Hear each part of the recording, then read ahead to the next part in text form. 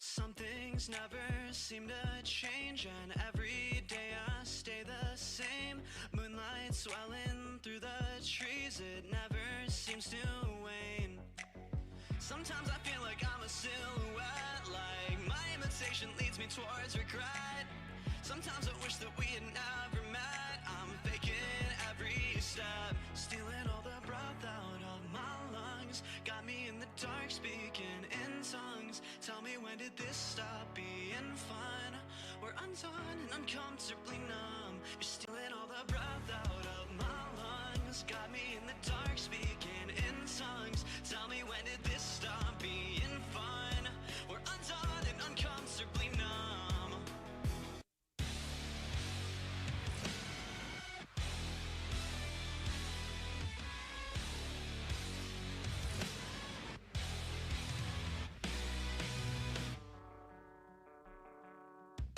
Disconnected, out of mind, I'm unaffected by the times. Misdirect me on a dime, break me with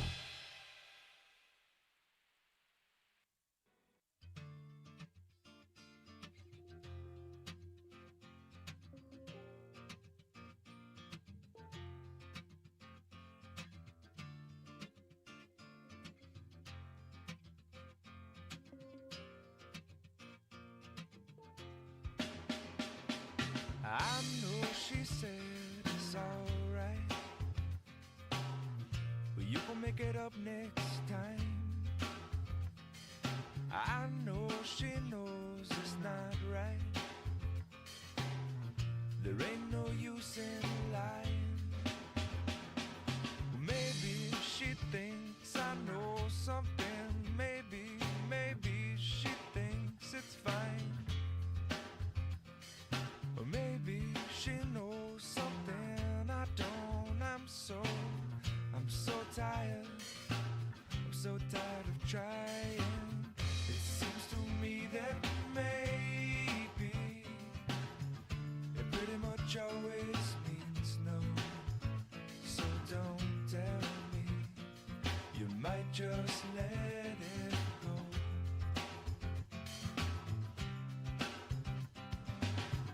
And oftentimes we're lazy. It seems to stand in my way. 'Cause no one, not no one likes to be let down.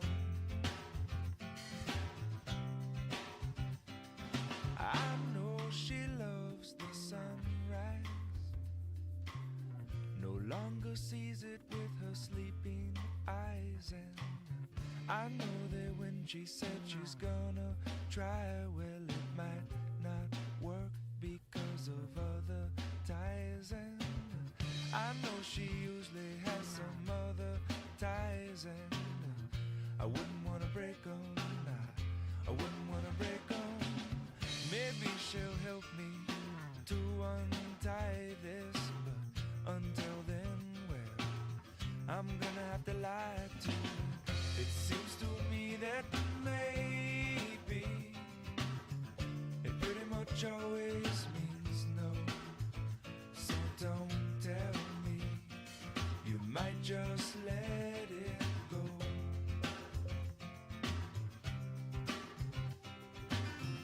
And oftentimes we're lazy. It seems to stand in my way.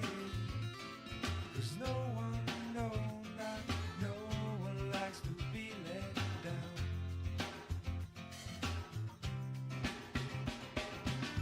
It seems to me that maybe it pretty much always means no. So don't tell me, you might just let it go.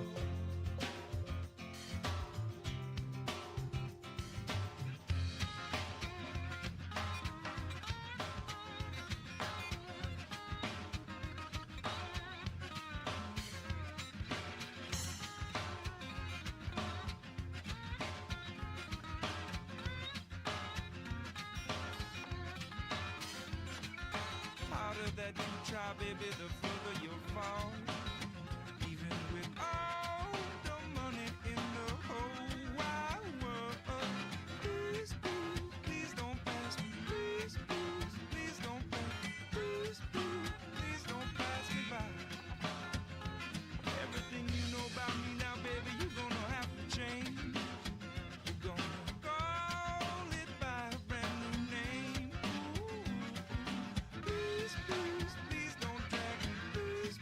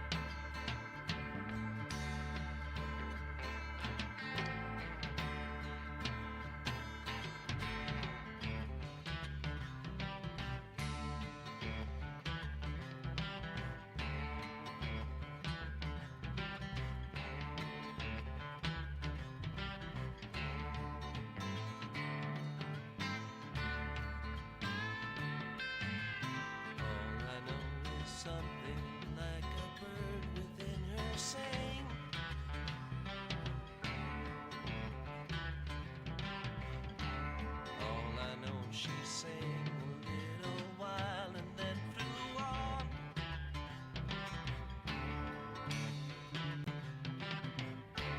Tell me all that you know, I'll show you. Snow and rain.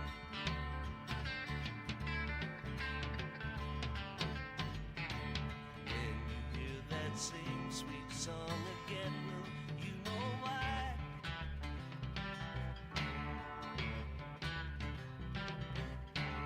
Anyone who sings a tune so sweet is passing by.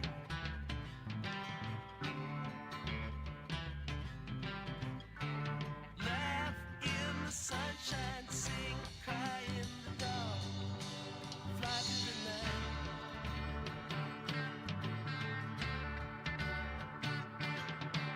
Don't cry now. Don't you cry. Don't you cry anymore. La la la la. Sleep in the stars. Don't you cry. Dry your eyes all in. La la la la la la.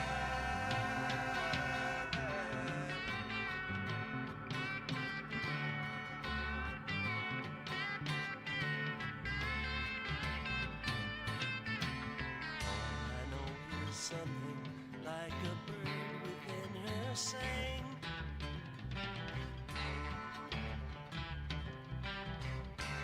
All I know, she sang a little while and then flew on.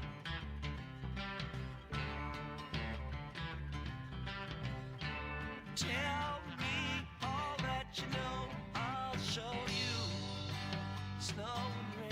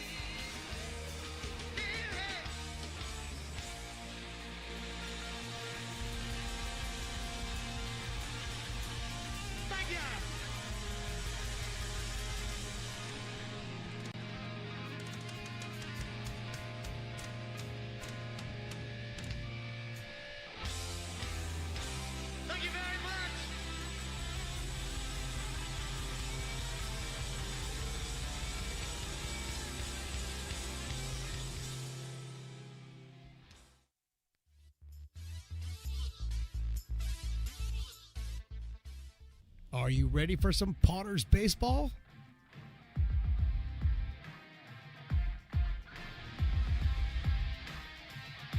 Potters baseball brought to you by Stones Broadcast Networks.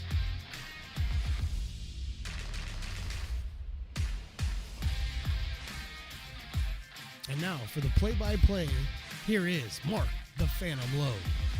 And that would be me. Welcome, ladies and gentlemen, to Bean Stadium in lovely Lincoln, California for a beautiful night of Lincoln Potters baseball. I am Mark the Phantom Lowe. That is Riley the engineer. He is at the controls tonight. Stones McCoy, the voice you heard right in that open. He may be around on the weekend. Who knows? But I'll tell you something, ladies and gentlemen, and I don't usually say this.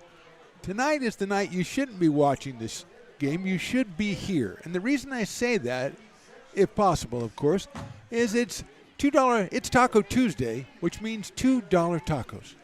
The line down there is it doesn't end. It's incredible. Plus, it's also a Brews Day, Riley. $4 off Loomis Basin Brewery. Plus, Matt Lundgren said happy hour, which is usually when the gates open to the first pitch, extended to the third inning tonight. So, if you are local, please turn off your television sets or keep them on. You can watch on your phone.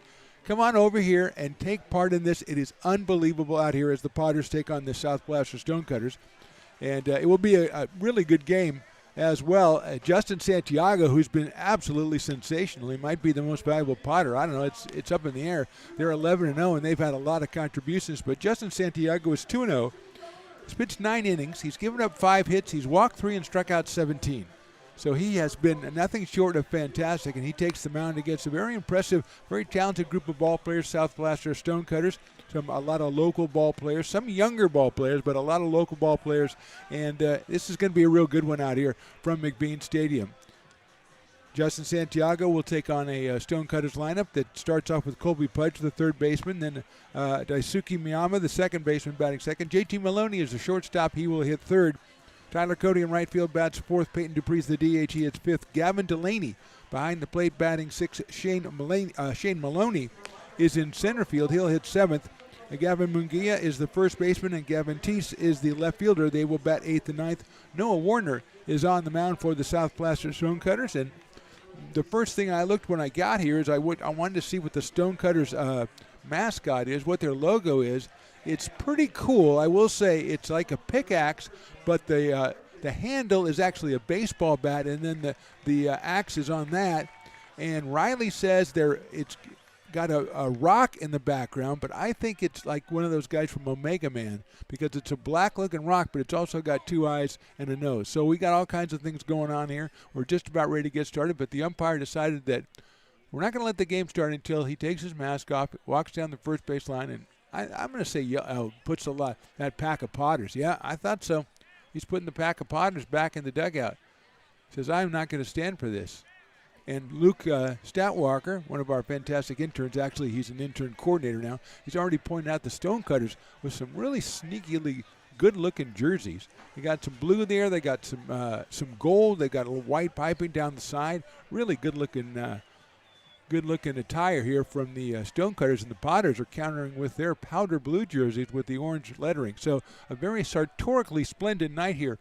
Already here is a beautiful night for baseball.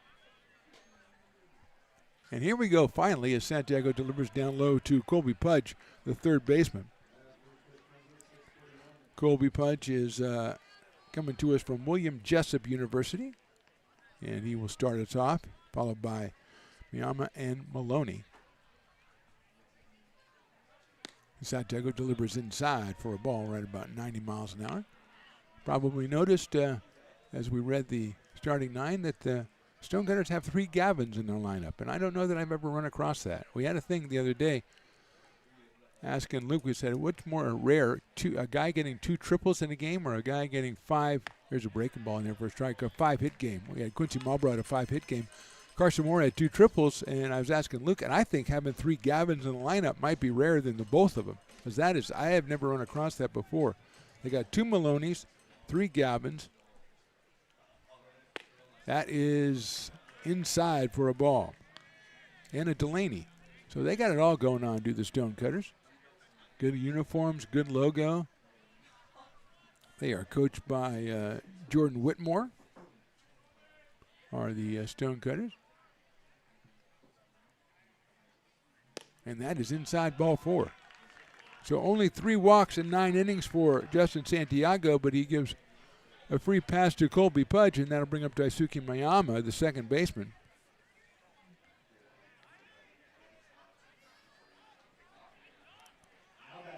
He's out of William and Mary College. We're number 27.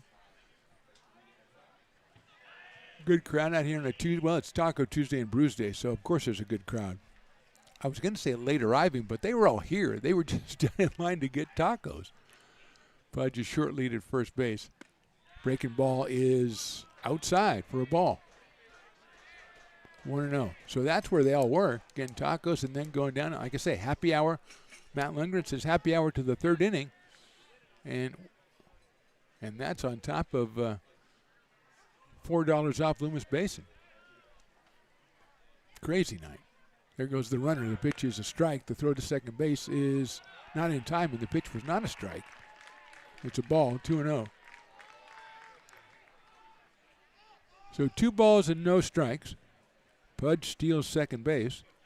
And Justin Santiago having a little bit of trouble with the control, although those were pretty close pitches. Didn't miss by a lot. And somebody decided that the second pitch didn't miss at all, because that's what I think the umpire's hearing right now from the pack of Potters, who he just had piled back in the dugout.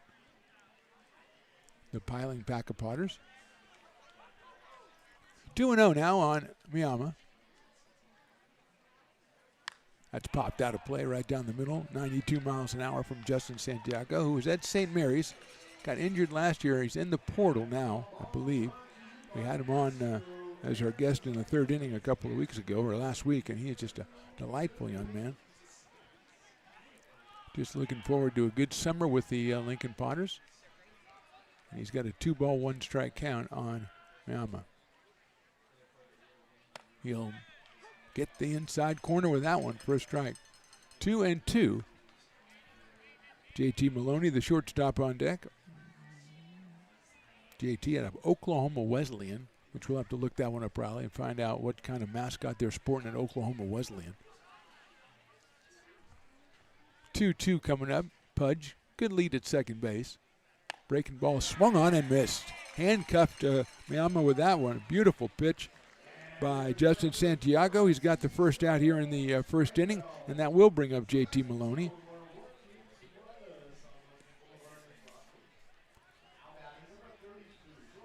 We're at number 32.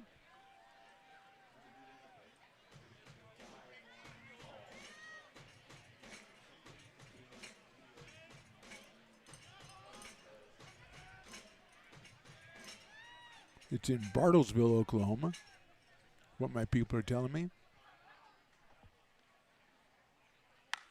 Check swing, and that's fouled down the first base line over by the pack of Potters.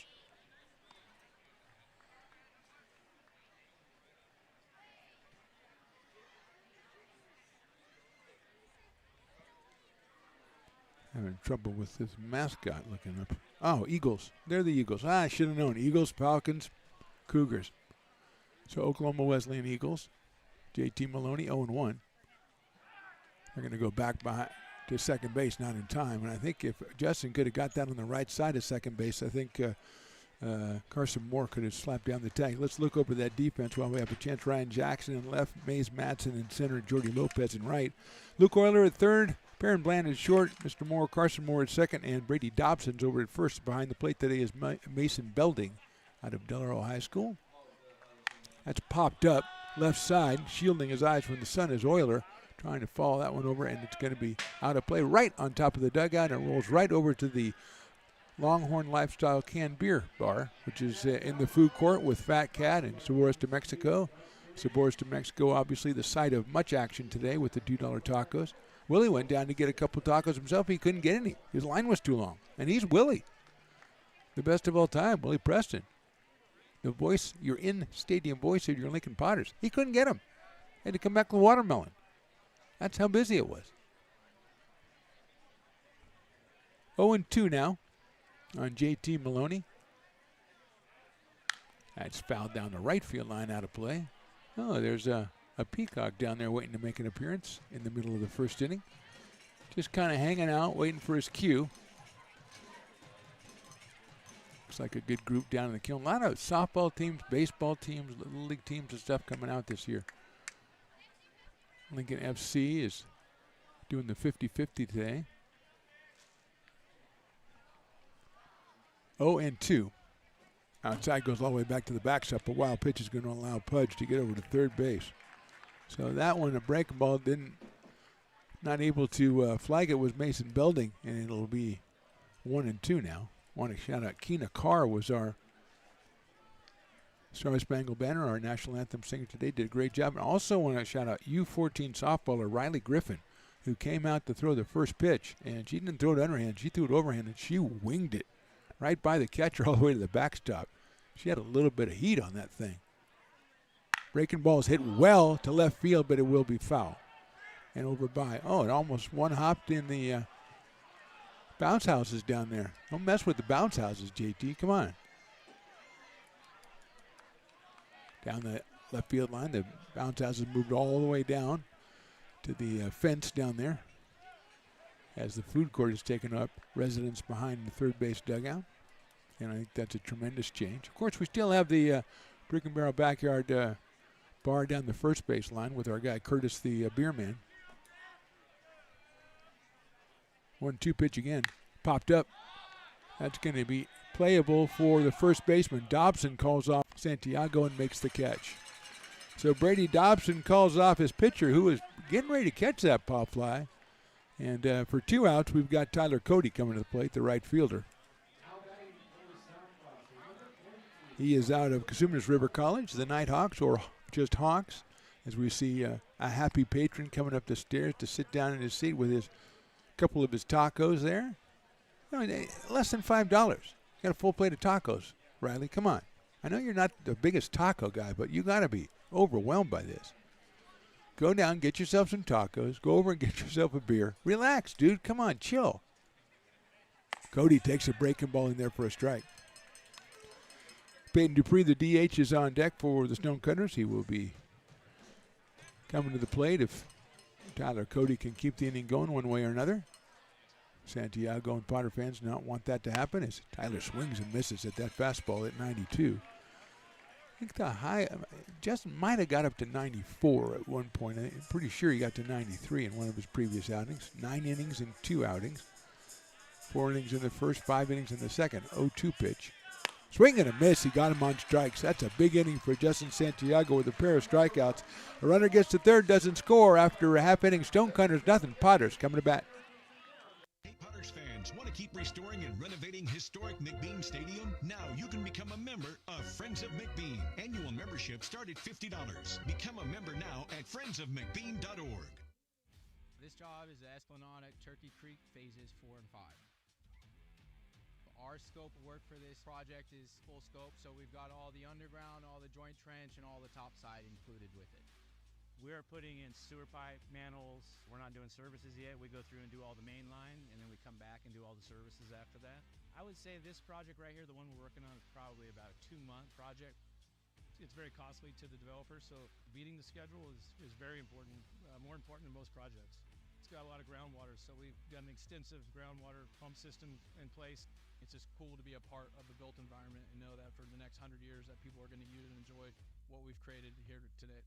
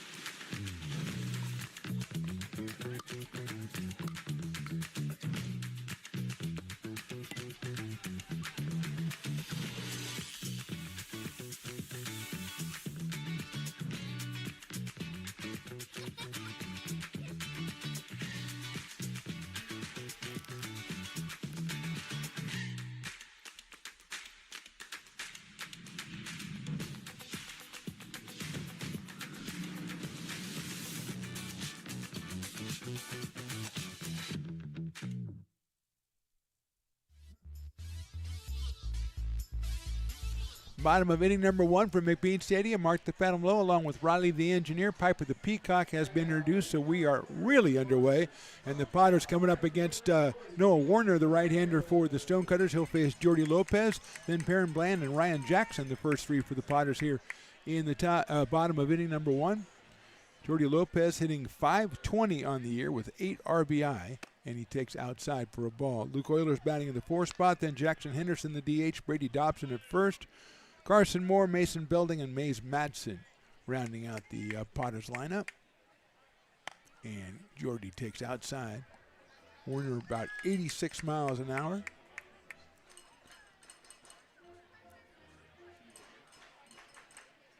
He is out of Sierra College.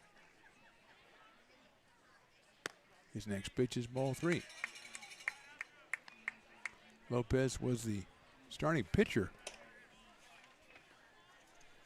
last game. Back on Sunday. Ball 4. Went 2 2/3 innings, 2 hits, 1 run. He got the win in that one. The Potters with a big 19-5 win over Peloteros. And Jordy celebrates by taking 4 straight pitches out of the strike zone. He'll go down to first base. And that'll bring up Perrin Bland, who's been another one of the most valuable Potters. When we talk about Santiago, we have to mention Jordy Lopez, who was just hitting, and Perrin Bland, who's batting .500, 20 for 40, has a pair of home runs and 15 RBIs, has played a fantastic shortstop. I think he's probably played in all but 1 game. He takes the ball right there. He's out of Meridian, Mississippi. Had the great pleasure of having his dad up here earlier in the season. The mayor of Meridian, Mississippi. A great honor for us, of course. Bland hits it up in the air toward right field. Chasing it is Tyler Cody, and it is out of play. Cody in right field. Shane Maloney is in center field. Gavin Teaton left. Kobe Punch over at third. J.T. Maloney at short. Daisuke Miyama at second, and Gavin Mungia at first.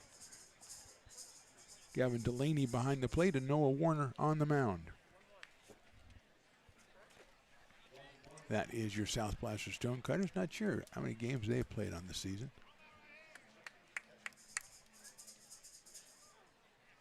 Hit sharply into right field, a base hit. Lopez is rounding second. He's thinking about third. Cody picks it up and guns it on a hop. Not going to be in time. And the Potters have runners at first and third with nobody out. It's Bland. Continues his hot hitting. First hit for the Potters. And that will bring up Ryan Jackson, who is batting a cool .400 with a home run and 7 runs batted in. He is the left fielder tonight out of El Cajon, California, and San Diego State University. Ryan started slow, but has got his average up to .400. And he's up here with a chance to pick up another RBI or 2 in the bottom of the first. Bland, always a threat to go at first, does not go, and Ryan takes a big cut and misses that 84-mile-an-hour fastball, and it's 0-1. Potters wearing their powder blue with the orange lettering and numbers.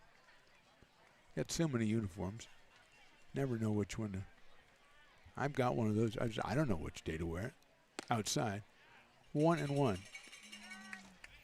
Tomorrow's an off day, although as Willie keeps telling us, if you go from where we are right now about 200 yards to the east, that'll get you to the hall here at McBean, and that's where the big bingo is tomorrow. That Willie is going to be. Are you calling that, Willie? Are you the bingo caller?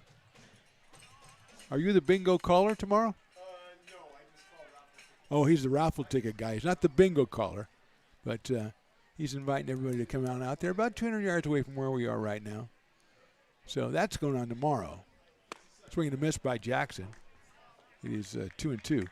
And then Thursday, we've got a 3-game series with Peloteros starting. Thursday, 6:35. Friday, 7:05. And Saturday, Saturday, 6:05 because it's a fireworks night. And it's also superhero night. There goes Bland. The pitch is outside. The throw's perfect to second base, and he is out at second base. Gavin Delaney just delivered a perfect strike down to second base, and Bland is out for the first out of the inning. Staying at third is Jordy Lopez.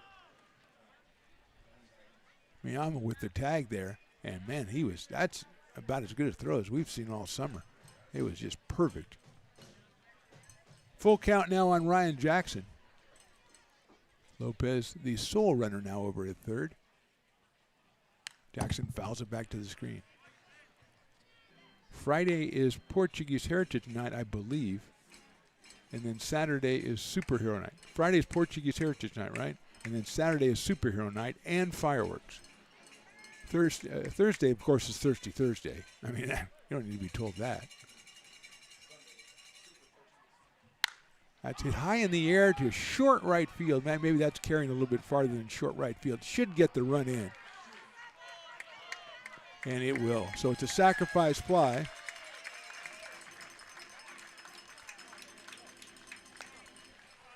RBI for Jackson, number 8. Potters put the first run up on the board. But if you're the Stonecutters, you had first and third with nobody out. Now 1 run is scored, but you have 2 outs. You're not real upset, I don't think.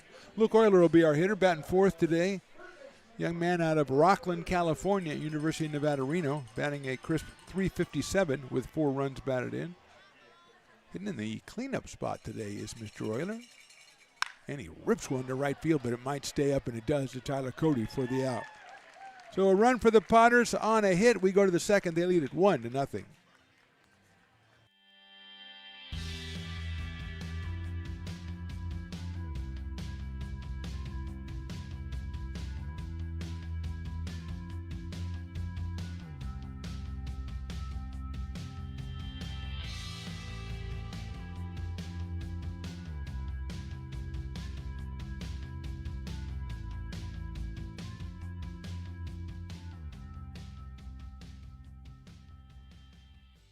Lincoln Potters Baseball. Placer County's best-kept secret is back for another exciting summer at historic McBean Stadiums. Loaded with fun for the whole family. Local beer, wine, and eats. Fireworks, giveaways, theme nights, kids zone, and more.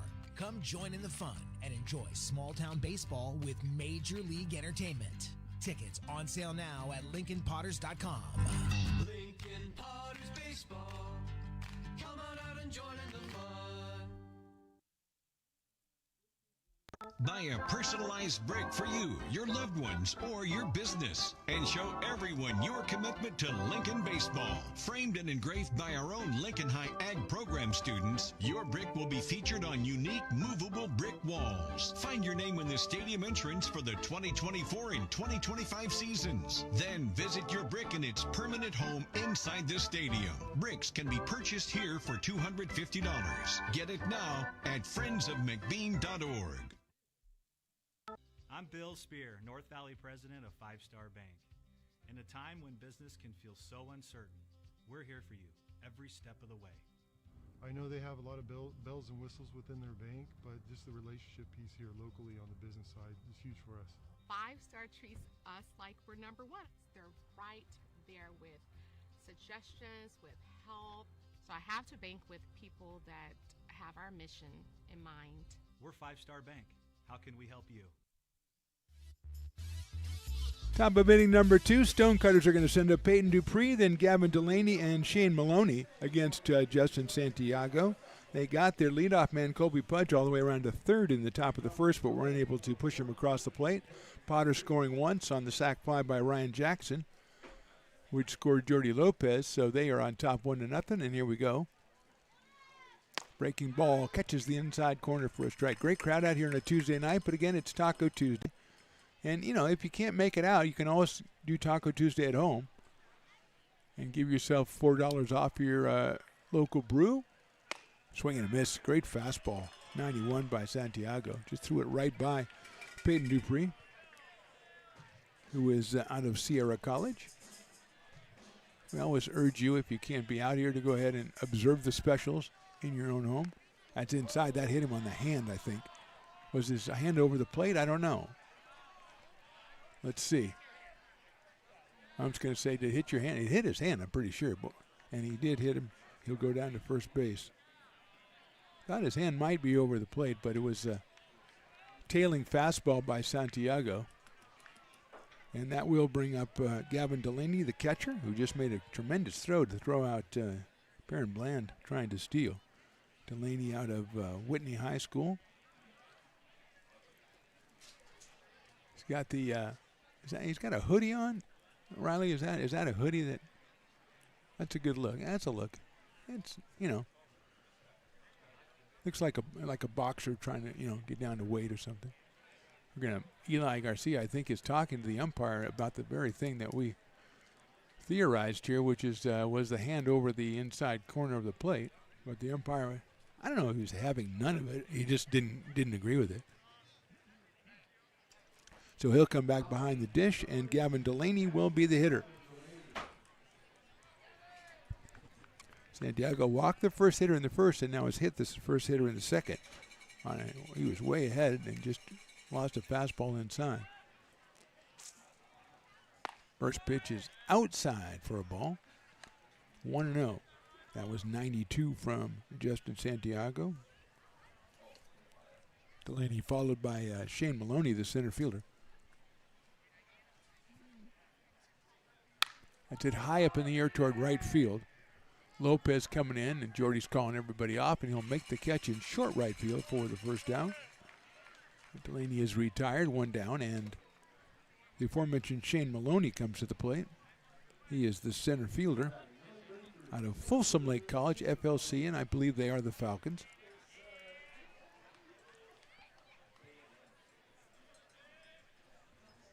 So Dupree's still at first base, but now 1 out, and here's Maloney. He takes down low. Santiago right in that 90, 91, 92 mile an hour range with the fastball. He is 6'2" and 200 pounds is Justin. Breaking ball. That one misses the inside corner, bounces away from Belding, but not far enough for Dupree to try to advance. But now 2-0 on Shane Maloney. Gavin Munguia, the first baseman, on deck.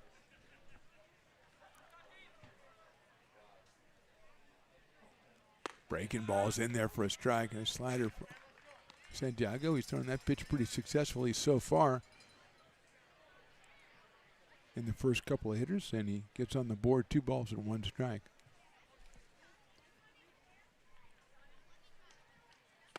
Throws that one right by him, 2-2. Don, parking lot Potter. I thought JT already, and there's Don. Good to see him. It's only, I think, his 3rd game. Made it out. He's looking good. Talking to all of his well-wishers down there in the front row. 2-2 pitch. That is 3-2. Parking lot Potter's a great institution, great group. They've been here, as far as I know, the whole time. And they are just fantastic guys.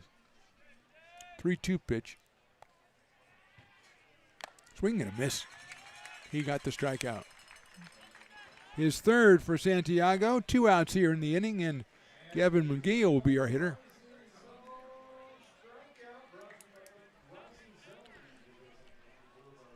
Gavin comes to us from Folsom Lake College as well.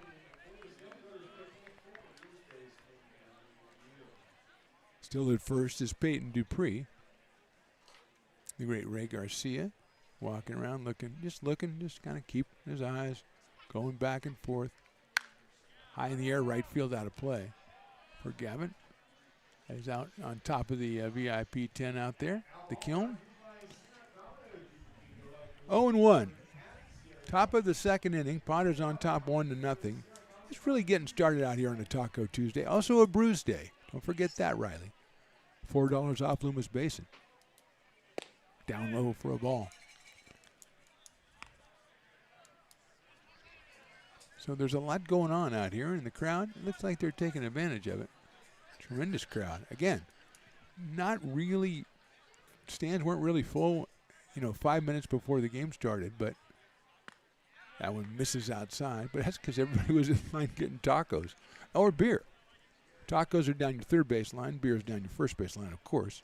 When you come out here, you're going to come in. You're going to look down 1st base line. That's a Brick and Barrel backyard down there, and the food court down the 3rd base line.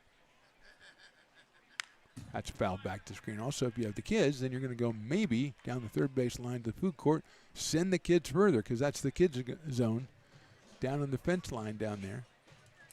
Got a new walkway by the grassy knoll. Just several dozen fans are down the knoll today. It's a great place to watch a ball game. 2-2 coming up. Swing and a miss. Going to have to make that official, and they do. And the strikeout recorded by Santiago is his 4th. We will go to the bottom of the second. Potters on top, 1-0. Bill Evans, President of the Placer County Association of Realtors.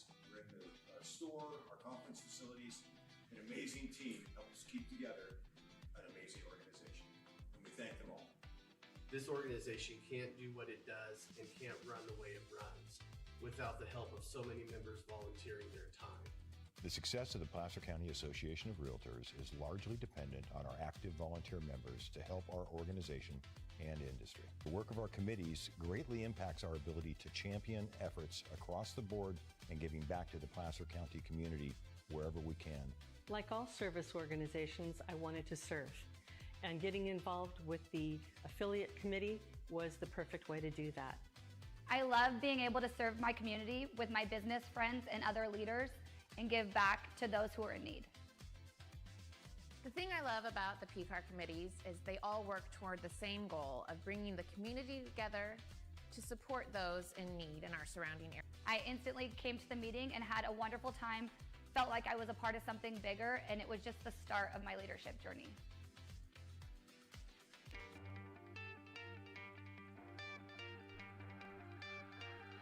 Gooseport Public House. We have sports on 10 big screen TVs, 23 beer taps with classics and crafts, a full bar with creative craft mixed drinks, live music, and most importantly, great fresh food. In downtown Roseville off Vernon Street, only 15 minutes from the ballpark. See ya at Gooseport.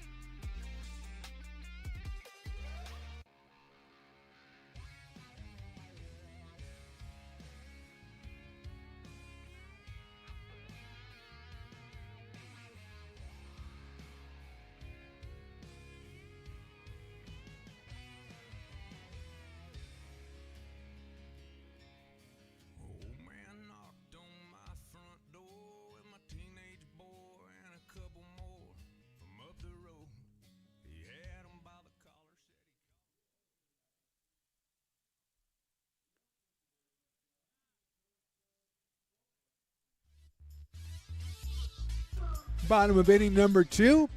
Just saw the Piper race. He lost, of course, but he did beat one person. But I don't know if you're proud of that if the person that you beat has been walking for less than 6 months. I don't think that's really a feather in the peacock cap, so to speak, if that's the only person that you finish ahead of in the Piper second inning race. Jackson Henderson, Brady Dobson, and Carson Moore, the first 3 hitters here in inning number 2 against Noah Warner, who gave up 1 hit in the first inning.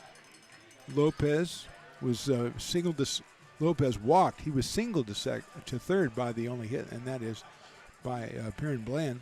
Ryan Jackson hit the sac fly to bring Jordy in. Bland was caught stealing, and Euler ended it out with a line out to right field. So that's where we are. Jackson Henderson, last time I saw him, he was hitting a massive home run, one of his 2 home runs this summer, out of Tuscaloosa, Alabama. And I believe the home run did reach Tuscaloosa, Alabama, as it disappeared in the trees. I don't know if that makes sense geographically, but it works for me. Jackson hits it sharply out to shortstop. J.T. Maloney has it, throws it over the head of the first baseman and into the dugout, and Mr. Henderson will make it to second base.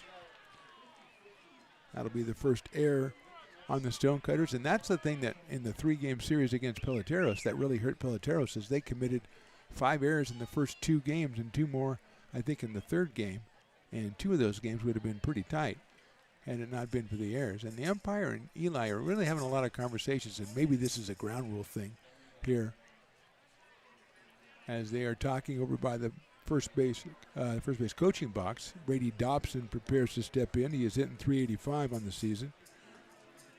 He is out of Lincoln High down in Stockton and Cal State Fullerton. I wore my Cal State Fullerton shirt today, walking the dog in the park, and some girl came up and said, "Go Titans," because she went to Cal State Fullerton too. I did not go to Cal State Fullerton. My son did. But I still, I gave her the Go Titans and everything, So another Titan, Mr. Brady Dobson, has a runner at second base. And he'll step in here against Noah Warner.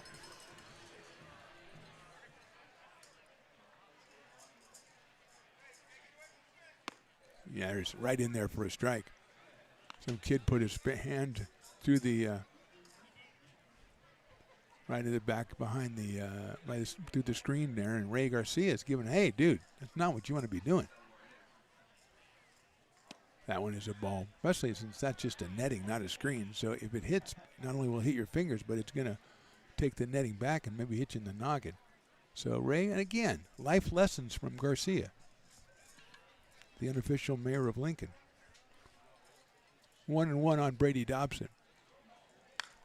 Slices one foul. That's down the left field line over by the grassy knoll. And it's 1 ball and 2 strikes now with Carson Moore to follow, then Mason Belding and Mays Madsen for the Potters today. This is 1/3 of the way, I believe, officially through the home season. With game number 12, Dobson takes the ball. 2-2. He watched that one all the way, and I think he might have had a little bit of tension there. 2 balls and 2 strikes.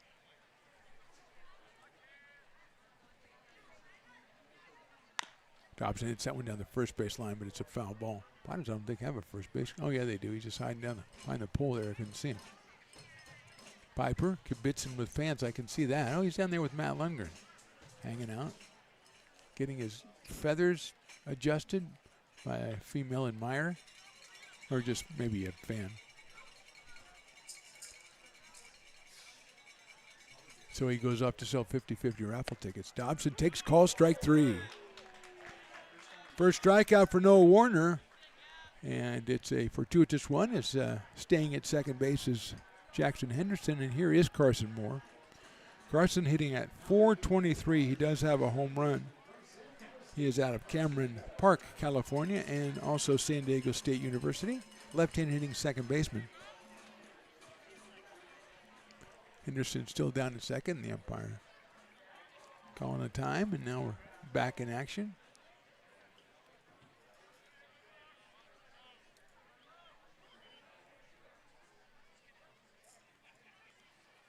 Warner to the plate, high and outside. Looked like that Maloney had it timed pretty well to sneak in behind Jackson Henderson, but Warner opted not to go for it. The old daylight play, and I think they had daylight. But it's 1-0 on Carson Moore. Lions one into right field. That's a base hit. Henderson will round third. They're going to send him, and it's bobbled by Cody in right field. And Moore will go to second. The throw will be too late. It'll be a single for Moore. It'll be an error on the right fielder, and it will be an RBI for Carson Moore.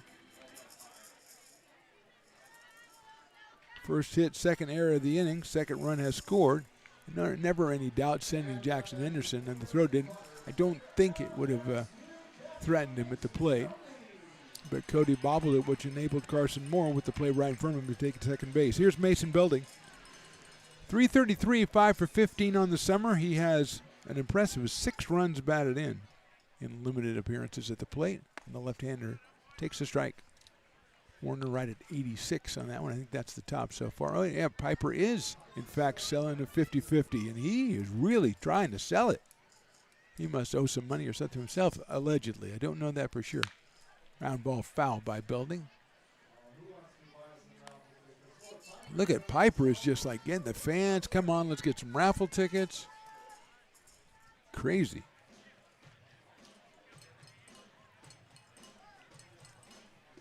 Quickly 0-2 on Mason Belding.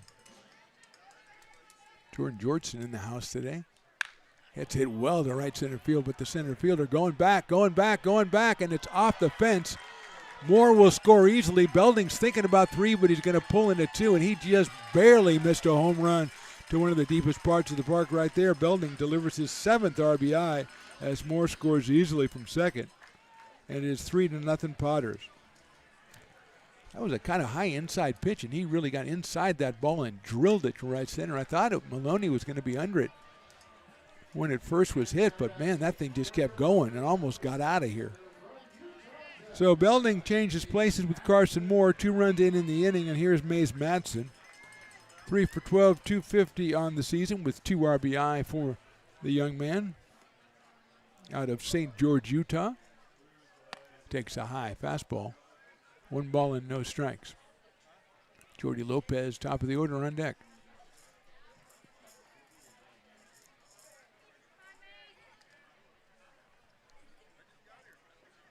He'll show bunt, he'll bunt it, but it's a hard bunt back to the pitcher. Underhand to first for the out.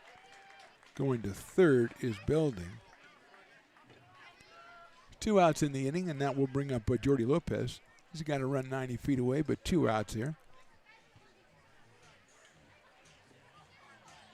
Jordy walked his first time up back in the first and scored on the sacrifice fly by Ryan Jackson.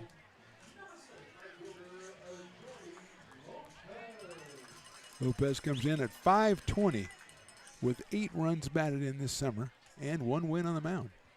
Line drive, center field, base hit. RBI number 9 for Jordy Lopez. And the Potters have scored 3 times here in the inning to make it 4-0. Lopez just continuing the summer as, like I said, one of the 3 or 4 most valuable Potters. And here comes another one, Perrin Bland, who singled his first time up, was caught stealing, but is over 500 with the average now out of Meridian, Mississippi. He has 2 home runs, so does Jackson Henderson. I think Aiden Diome has 1, Ryan Jackson has 1, Ethan Johnson has 1. There's a strike, probably forgetting somebody.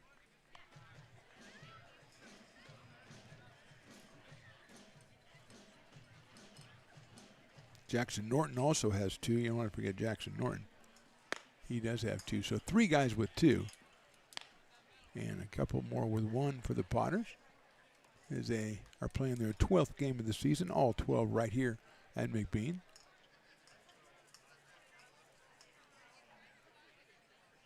Warner to the plate. It is a ball. 2-1. It's a little bit too low right there. Again, tomorrow, no ball game, but bingo. About 200 yards to the east. Willie Preston will not be calling the bingo numbers. He'll do the raffle. Runner bluffs at first base. Batter, that's Bland, takes high. 3 balls and 1 strike now on Perrin Bland. Ryan Jackson, who had a sacrifice fly back in the first inning, on deck. There goes the runner, but it's ball 4. So the 8th batter in the inning will be Ryan Jackson. I'm checking out Matt Lundgren. He's got that sweet new polo, the Potters blue, dark, deep blue, royal blue polo with Potters written in script all over it. I got to get me one of those. That's good stuff right there. Meaning at the mound for the Stonecutters, they've got a left-hander down in the bullpen warming up as Warner's pitch counts gone a little bit high in this inning. And again, it started off with an error by the shortstop, which allowed Henderson to get on base, and that started the inning. Another error by a right fielder allowed Carson Moore to get into scoring position. Looks like Blake Andre out of Sierra College, the left-hander. Number 22. Let's see if they make a move here, but it doesn't look like he will.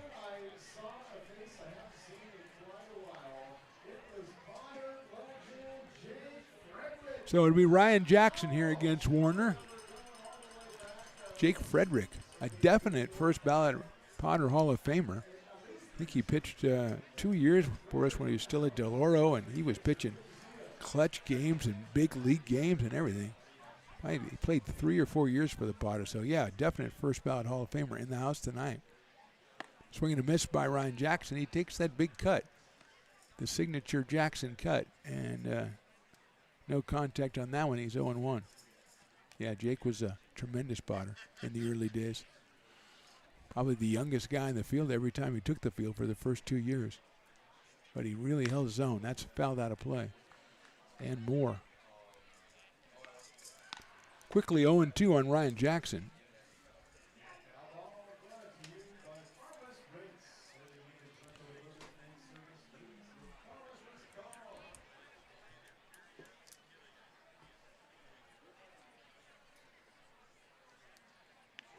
Oh, 2 pitches popped up right side. Giving chase is Munguia, the first baseman, and it is out of play on top of the tarp over the kiln, the VIP area down there. So Ryan Jackson will have another try. 0-2. We've got Lopez at second, Perrin Bland over at first.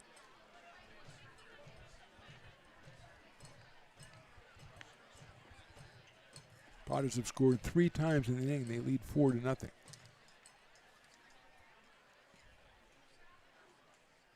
Noah Warner on the hill for the Stonecutters. High fastball. Jackson lets it go. It's 1 ball and 2 strikes as we see a patron who just went down and availed himself of the fact that today is Brews Day. Got himself $4 off a couple of Loomis Basin brews down there. And Riley, you'll be happy to know he has 2 hands and he has 2 beers, 1 in each hand. You hate waste, and that's exactly what he hates it too. Jackson swings and misses. Potters score 3 times in the second. We go to the third. They're on top 4-0.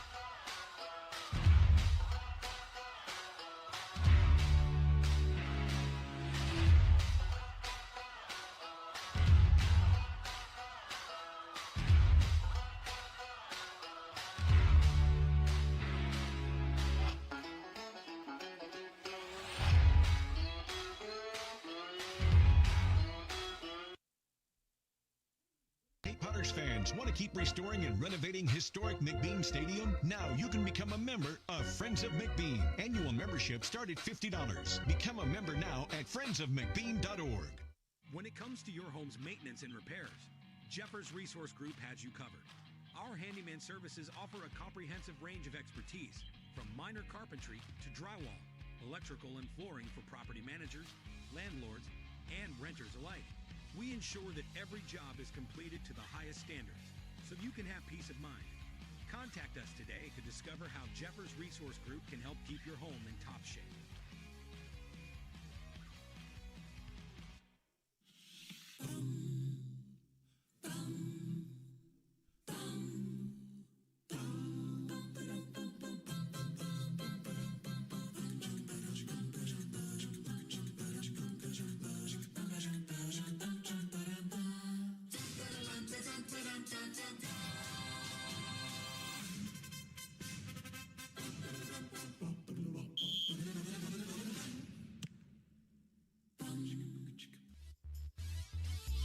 Top of the third from McBean Stadium. Potters 4, Stonecutters nothing. Mark the Phantom Low along with Riley the engineer.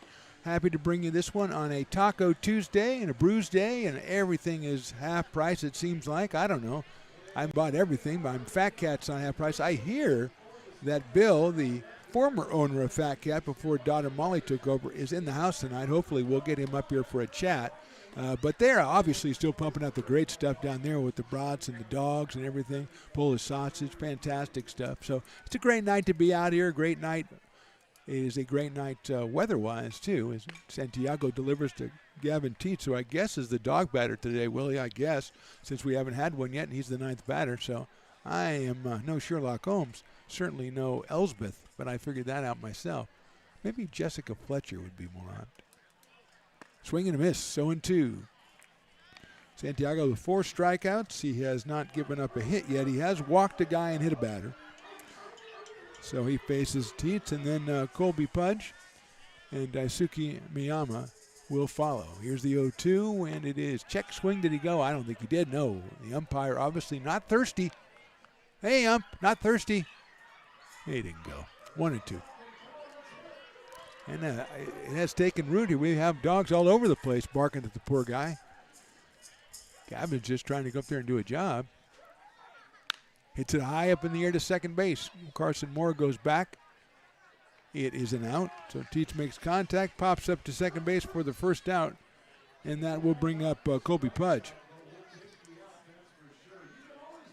Gavin Teets out of Folsom High School, headed for American River College.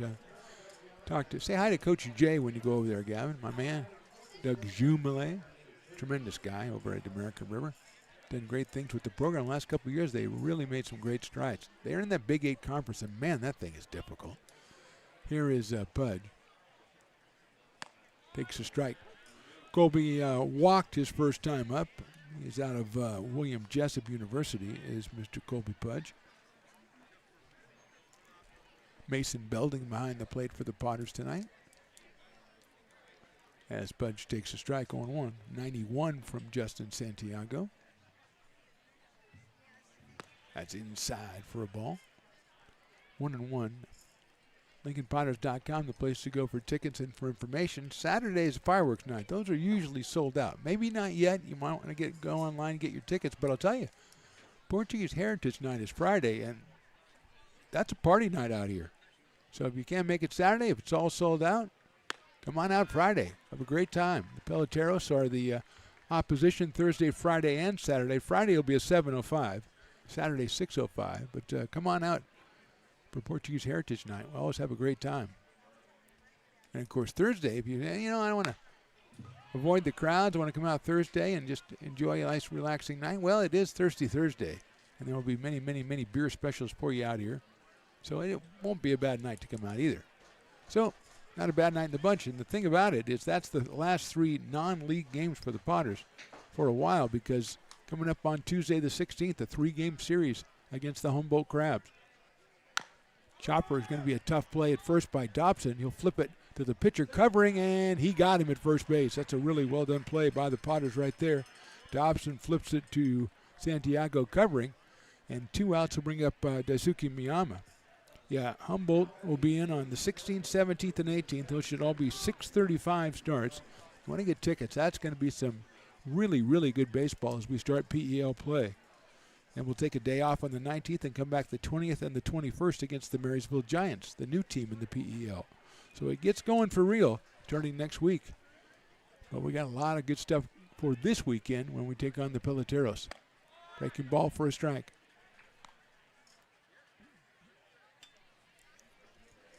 Looking forward to that Humboldt series. Starting off big time.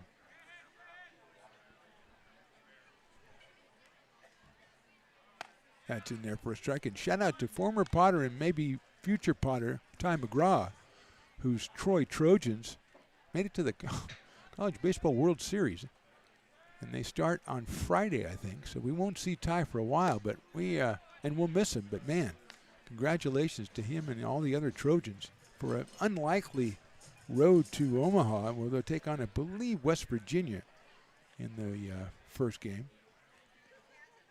Yes, they were one of the ultimate dark horses to make it to the World Series, but they're there now. 1-2 pitch, call, strike 3. Santiago gets his 5th strikeout, 1-2-3 here in the 3rd. We go to the bottom of inning number 3. Potters on top by 4.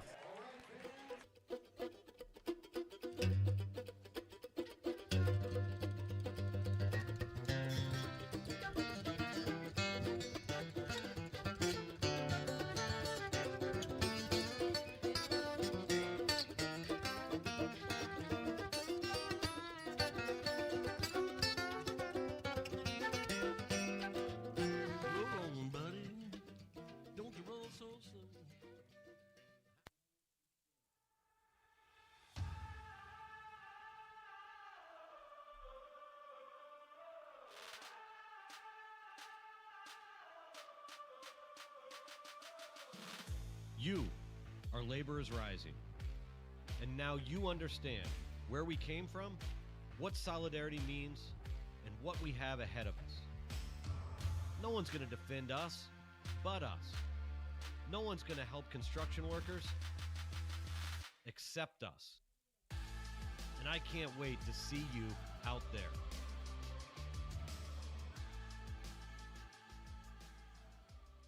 American River College is a top-tier community college sports program that provides student athletes with the opportunity to thrive both athletically and academically. ARC Athletics is currently ranked 5th in the state and 2nd in Northern California. With over 19 sports programs, our athletes compete with the region's best athletes. Our diverse and dedicated coaching staff helps athletes develop the skills necessary to compete at the next level. Start your community college athletics journey with us. American River College, Sacramento's best athletic program. Go Beavers. Bottom of inning number 3 from McBean Stadium. It'll be Luke Euler, Jackson Henderson, and Brady Dobson against Noah Warner out for his 3rd inning of work. He's given up 4 hits and 4 runs.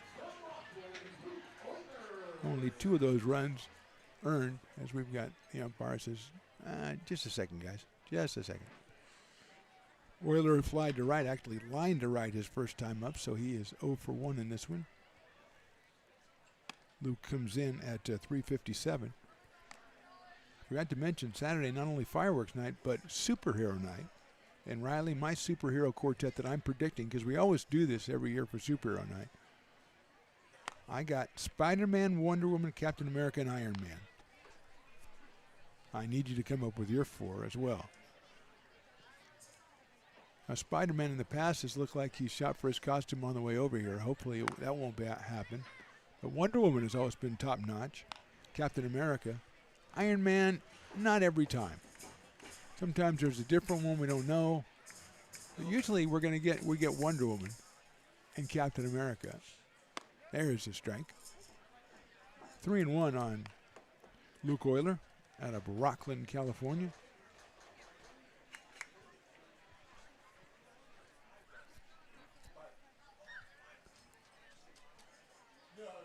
Three-one pitch is ball 4, and Euler will go down to first base. Looks like third base on balls issued by Noah Warner. And that brings up Jackson Henderson, who reached on an error by the shortstop in his first appearance back in the second, which started off a 3-run rally for the Potters. Jackson with a pair of home runs on the summer out of Tuscaloosa, Alabama, and Shelton State University, the Buccaneers. And he takes a strike. I think Sheldon State Buccaneers, I'm going to have to take a look at that. It might be merchandise time.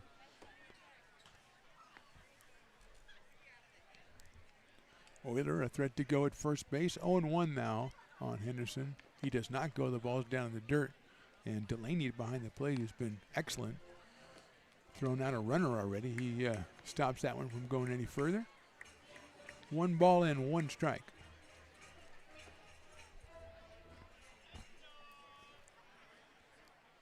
Henderson takes strike 2. Watch that one all the way in. And it was right at the bottom of the strike zone. 1-2. Good pitch by Noah Warner. Another one of your heroes, Riley. 2 hands, 2 beers. And also, a man knows a bargain. It's $4 off Loomis Basin. Henderson rips one to left field. That's down a base hit. Nice play out and left by Gavin Teets to keep that one from going all the way to the fence. It took a big hop on him, and he got up and got it. But Henderson delivers a solid single to left. That's the 5th hit for the Potters. They have first and second and nobody out, and Brady Dobson coming to the plate. And I think we're going to get a pitching change here, and I think we will get Blake Andre as we have a manager going out, and I think that'll be it for Noah Warner.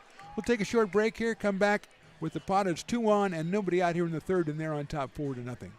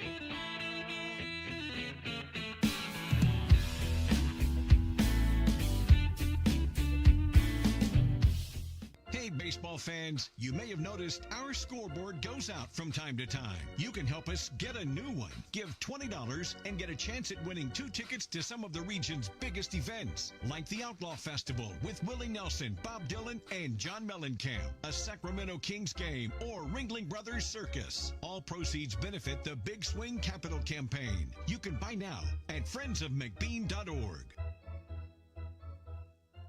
Hey everyone, this is Alex with the Downtown Lincoln Association.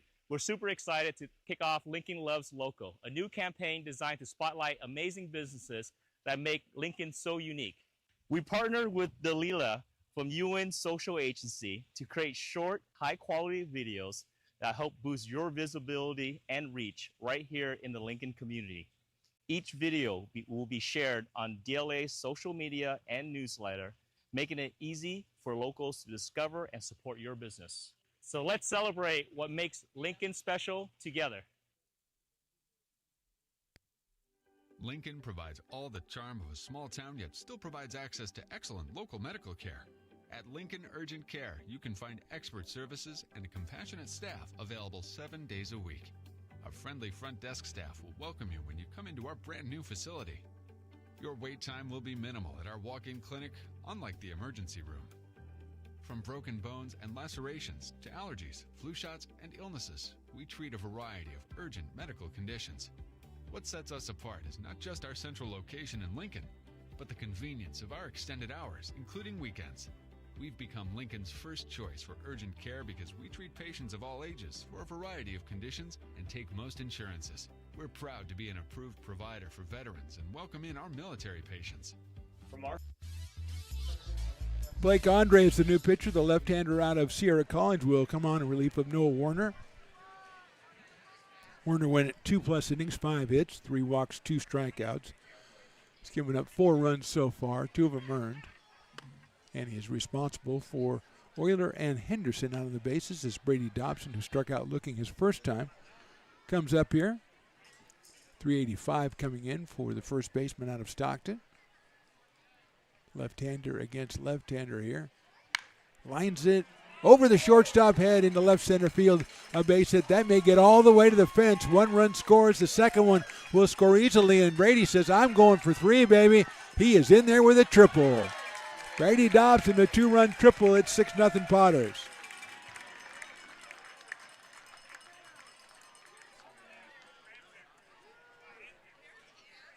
So that closes the book on Warner. He is responsible for 6 runs, 4 earned, 3 walks, 2 strikeouts. And that'll bring up Carson Moore.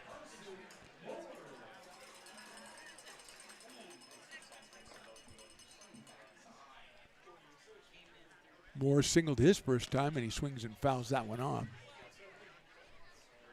Dobson lined that one over the shortstop's head, and it went all the way to the fence. Oilers scored. Henderson wasn't thinking about stopping. Jackson scored his second run of the game. Potters now with 6 hits in the game. And Moore, who has one of them, 0-1.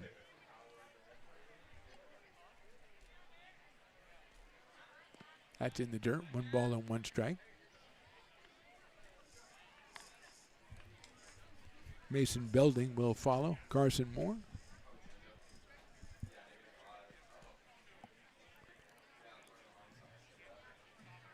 Blake Andre out of Sierra College. Hit sharply to second, under the glove at second base of Miyama, and that will score a run. And picked up in the center field by Shane Maloney. So another hit and another run for the Potters. RBI for Carson Moore, his second hit of the game. 7 hits for the Potters now, and that'll bring up Mason Belding, who blasted a double his first time up to right center field. Still nobody out here in the third. That one could have been handled by Miyama, but man, it was hit hard. 98 miles an hour off the bat. And it's a do or die kind of situation on a ball like that. And Moore gets his second hit and second run batted into the game. Belding takes inside for a ball. Mason 5 for 15 coming in, picked up his 7th run batted in back in the second inning. And his 16th official at bat, so that's a pretty impressive ratio there. Andre delivers outside. 2-0. Belding followed by Mays Madsen.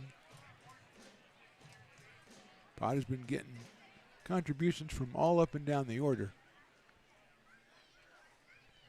in the last couple of games, or all summer. There's the throw to first base on a pretty good looking move by Blake Andre.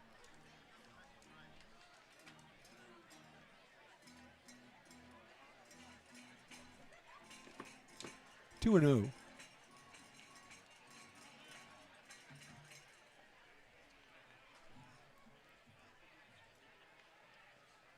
That is right in there for a strike on Mason. 2-1 at 82 from Blake Andre. Potters have a couple of guys loosening up in the bullpen. No urgency, though. I think he's still wearing his jacket out there. So Santiago went 5 innings last time. He's been strong through 3 today. There goes the runner. The pitch is, I think it's ball 4. No, it's a strike. He didn't signal that until the throw was already down to second base. Moore a tremendous jump. Nothing that Delaney could do on that one. He's saying 2-2. 2-2. Belding out of Del Oro High School in Grass Valley, California, and LSU.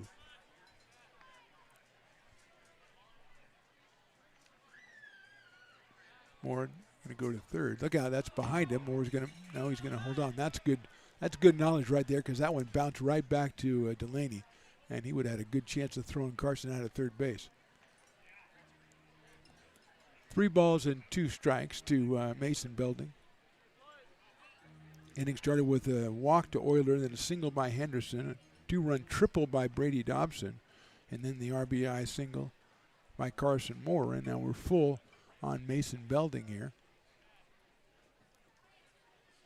He takes call strike 3.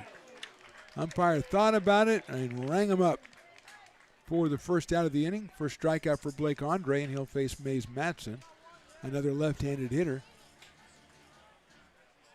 Young man in front of me just came back with the ice cream in the helmet. That look never goes bad. Never goes bad, the ice cream in the helmet. Now, Riley, your dad, and I hate to say this, actually came up with a good idea. I don't know if it was Italian night or what exactly how we got on this, but spaghetti in the helmet. Spaghetti in the helmet like that. What do you think? A bit. It's a bigger. It's more like a batting helmet than a regular helmet. But yeah, a bigger helmet. But spaghetti in a helmet. I love it. I love it. And Riley doesn't love anything, and he loves it. So that's got to be a good idea. And usually, especially if it's his dad's idea, and he still loves it. So if I'm an entrepreneur, I'm taking that to the bank right now and selling my Spaghetti in a Helmet Incorporated. Madsen takes a ball. 1-0. Mays tried to bunt last time, bunted it back to the pitcher, Warner, who threw him out. Blake Andre now on the mound for the Stonecutters. Carson Moore dancing around out at second base. Madsen swings and fouls it off on an inside pitch at 82 from Blake Andre. Jordy Lopez is next, the top of the order for the Potters, who have scored 3 times in the inning already. And lead this one 7-0.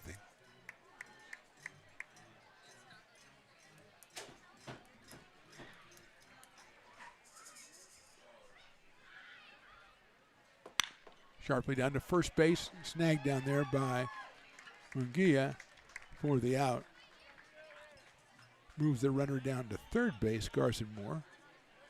Second out of the inning is Madsen, so now we'll go back to the top and Jordy Lopez, who has walked and singled in a run, and he scored a run himself. Out of Elk Grove, California, and University of California at Berkeley. Lopez listed at 5'10". Up here against Blake Andre. Good looking pitch, but misses 1-0. Just a little bit too low from Andre.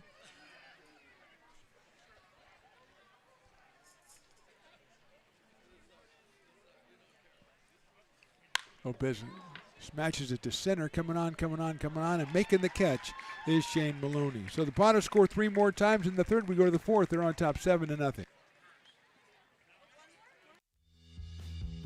If you're in need of a seasoned DUI attorney, contact the law office of Samuel D. Burns Incorporated.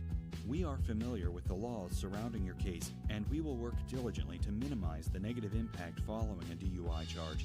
With a proven track record, Sam Burns works on your behalf to provide a positive outcome. He's been able to save his clients' driver's licenses and negotiate more favorable terms. Visit our website.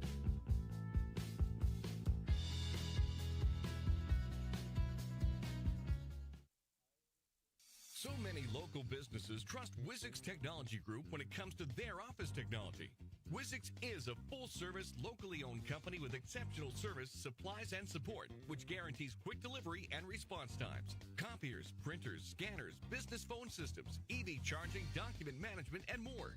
Join the ever-growing list of local businesses and win with Wizix, the largest independent provider in the Valley. Wizix, office technology made easy.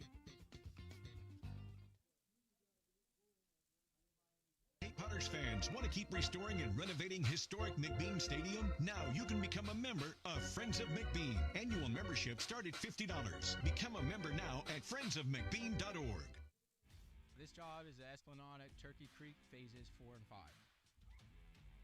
Our scope of work for this project is full scope, so we've got all the underground, all the joint trench, and all the top side included with it. We're putting in sewer pipe, manholes. We're not doing services yet. We go through and do all the main line, and then we come back and do all the services after that. I would say this project right here, the one we're working on, is probably about a 2-month project. It's very costly to the developer, so beating the... Top of inning number 4, Potters on top 7-0. JT Maloney, Tyler Cody, and Peyton Dupree, the first 3 hitters against Justin Santiago. And Riley has finally come up with his 4 suggestions for Superhero Night. He agreed with me on Spider-Man and Iron Man, and he goes, and this is a good one because this one has been, there's a chopper out to shortstop. Bland goes to his left. He's going to have to gun it to first, and that's what he does. So quickly we've got the first out here in the 4th inning, and Tyler Cody will be the hitter. This is a guy who's been here before. I forgot about the Hulk. So the Hulk is a really good guess by Riley. But Riley, I don't know about this last guess because to my recollection, this guy has never shown up for Superhero Night.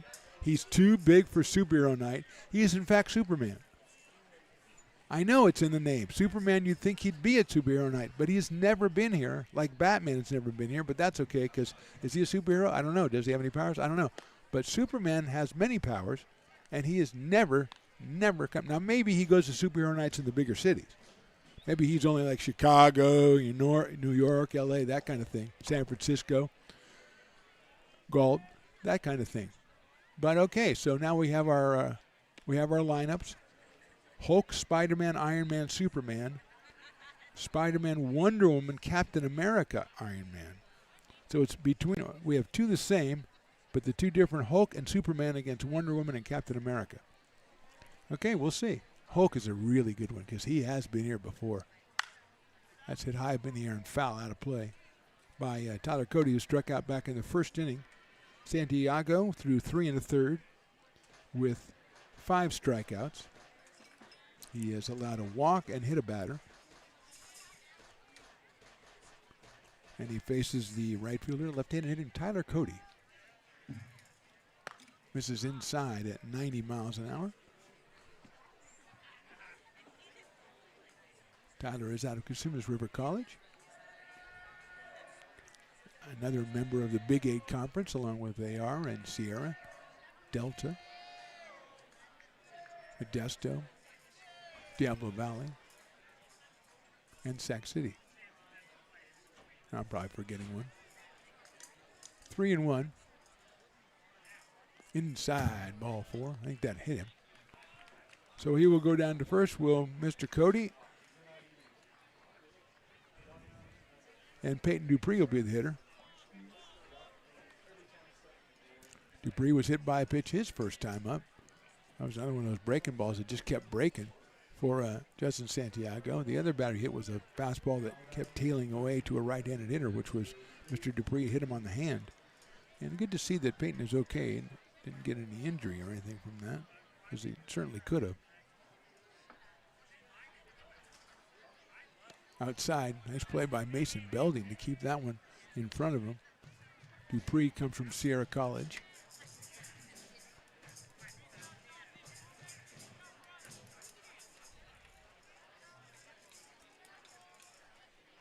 Let's check the runner over at first base.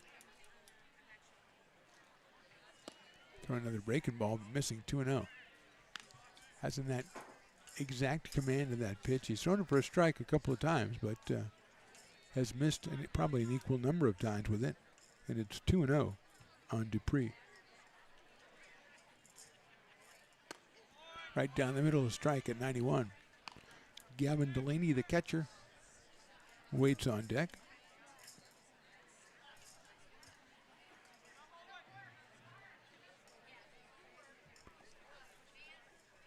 2-1 is sawed off a ground ball over by the Potters dugout, the pack of Potters. Kind of didn't even move. Nobody even tried to catch it or anything.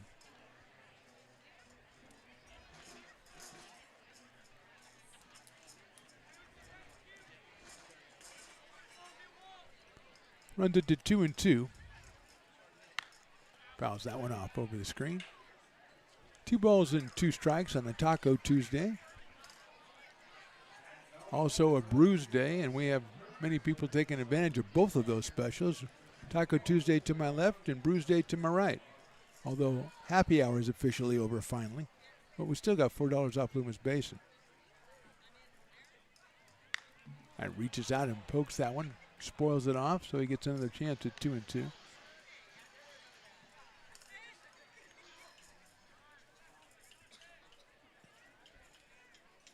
Waving to a young lady in the front row, because that's what I do. I'm sure she can't even see this far, so it wasn't me she was looking at. Breaking ball inside, 3-2. Just not quite as sharp with the breaking ball as he has been. He came in with 17 strikeouts and 3 walks, and he's hit 2 and walked 1 here today.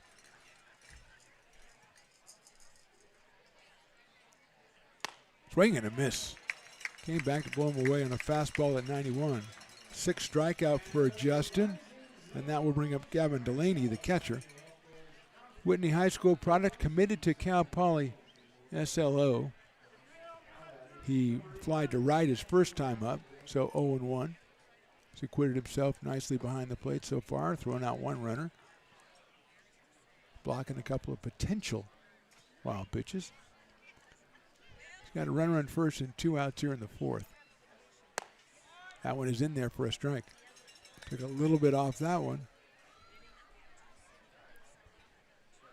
Got the call, 0-1.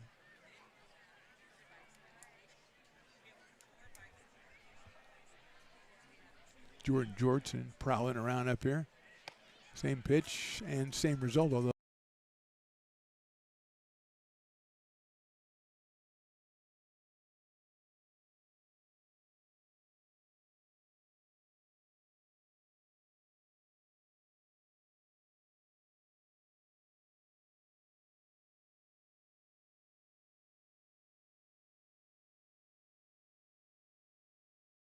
down 3rd out of the inning, bottom of 4th coming up. Potters on top 7-0.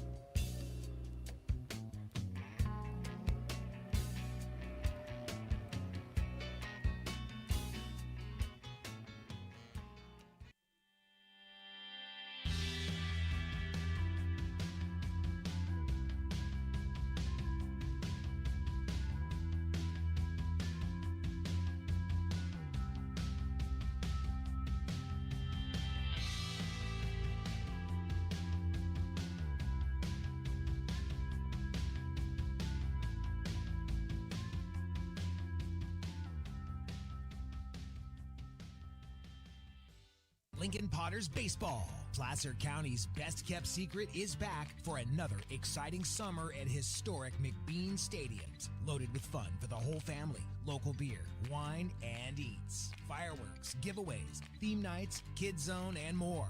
Come join in the fun and enjoy small-town baseball with Major League Entertainment. Tickets on sale now at LincolnPotters.com. Lincoln Potters Baseball.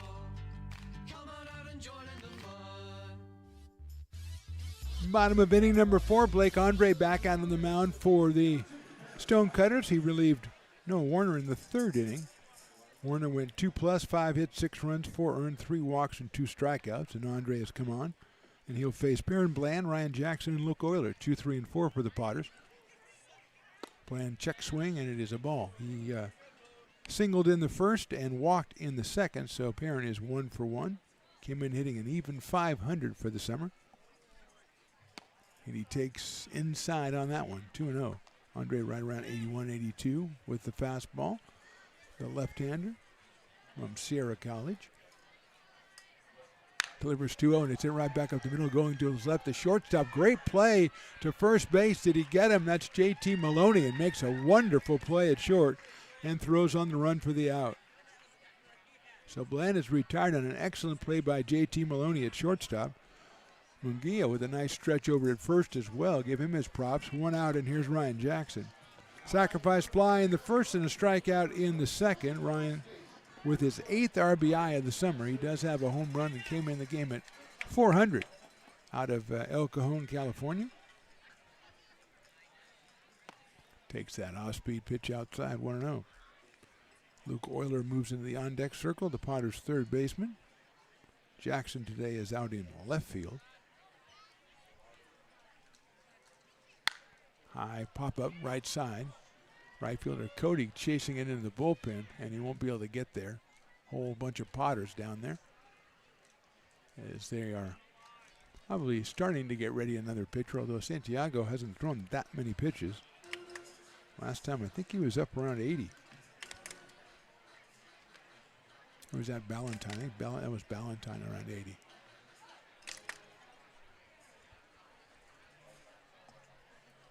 One and one.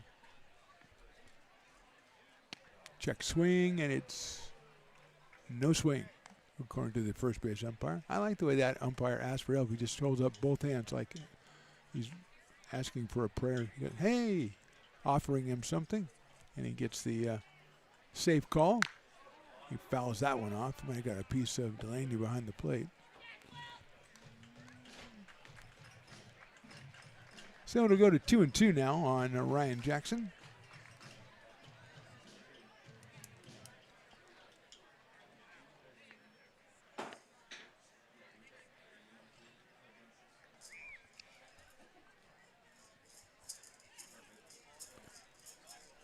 Andre from the stretch. Grounded out toward 3rd. Off the glove at 3rd of Budge. The throw to first won't even make a throw. It's an error on the 3rd baseman. That's the 3rd error for the Stonecutters. And Jackson will reach base via that error and bring up Luke Euler, who has flied to right and walked.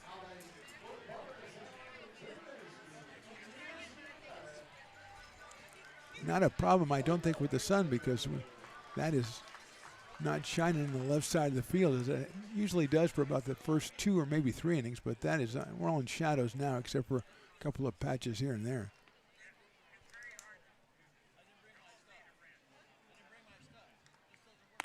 Check swing, did he go? Yes, he did. It's a strike on Luke Euler. Came in at 357 and is 0 for 1 with a run scored. He's driven in 4, and he's followed by Jackson Henderson.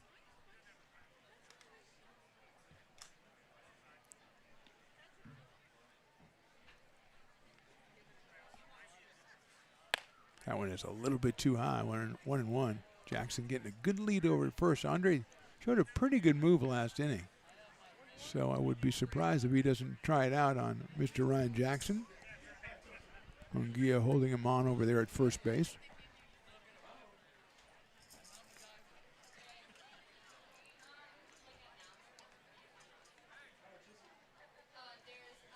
Euler hits it well to center field. Shane Maloney goes back in one of the only patches of the sun there is left and makes the catch. 340 feet away. It's a long out for Euler. His second out of the day that was just plastered. He hit one back in first inning to right field that it was on a line. So 2 outs, runner still at first base, and here's Jackson Henderson who reached on an air and singled. He scored twice. Out of Tuscaloosa, Alabama, coming off his second home run of the summer just a couple of days ago. Let's see if Jackson tries to get into scoring position, and there's the pickoff. The throw to second base is going to be offline. Did he get him? No, he did not. Jackson with a steal. He just went on the first move, and Munguia throws it to second base. Just a little offline, and Jackson will get credit for a stolen base. He was so far off, it actually was benefiting how far he was picked off at first base as he just took off. Now Henderson the chance to drive him in.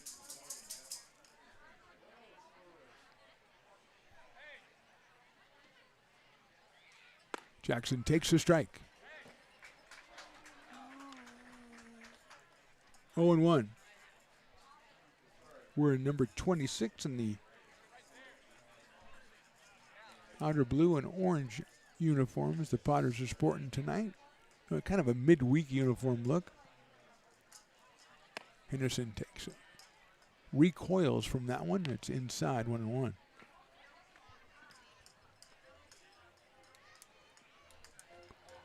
Brady Dobson, who had a 2-run triple his last time, is on deck.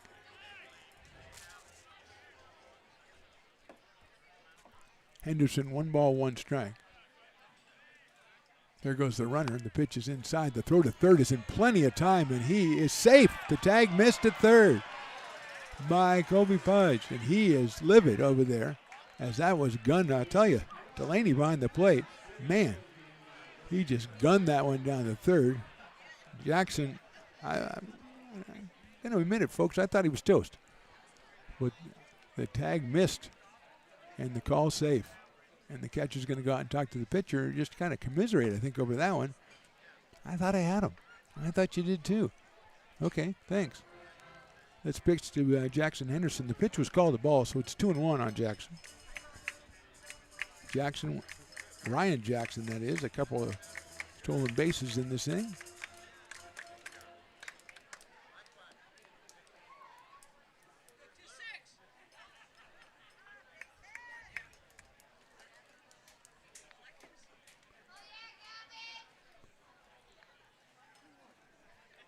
Two balls, 1 strike on the big DH, Jackson Henderson. Takes in the dirt, and that's another nice block by the backstop. 3-1. Doesn't have any heights and weights listed for the Stonecutters. They had some big, I was noticing standing out for the national anthem, which once again was performed by Keena Carr. They got some big dudes on that team. Very large gentlemen. 3-1. Henderson swings and misses, and Jackson was thinking about the trees on that one. And, I'm with him. Big deep breath by the Potters DH as he steps back in with a full count facing him. Blake Andre, the left-hander, on the mound for the South Placer Stonecutters, who I was informed have played one game. They played the Concord Zephyrs over the weekend. Don't have the results of that right now. Henderson takes outside, ball 4. Give him credit to Henderson after that big swing. You'd think he'd want to go after everything, but he laid off that one. And here's Dobson, who has struck out and hit a 2-run triple. And he's got 2 more runners on. And a chance to double his fun up here. The left-handed hitting first baseman out of Stockton, California, and Cal State Fullerton.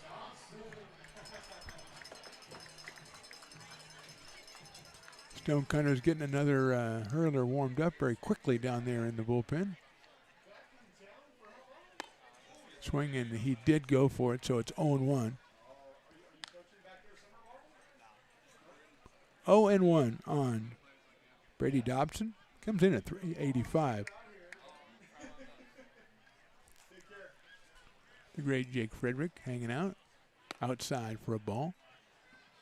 I don't know if he was an original Potter. I think his first year was our first year.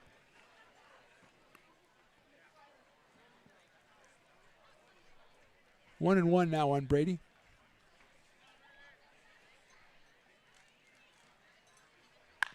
Check swing down to third base.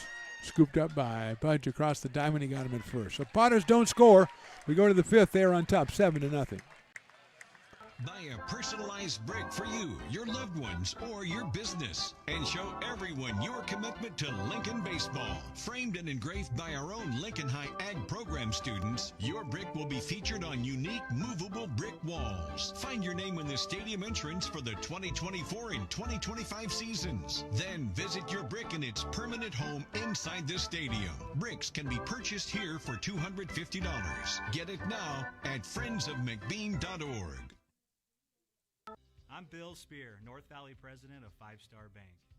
In a time when business can feel so uncertain, we're here for you every step of the way. I know they have a lot of bells and whistles within their bank, but just the relationship piece here locally on the business side is huge for us. 5 Star treats us like we're number one. They're right there with suggestions, with help.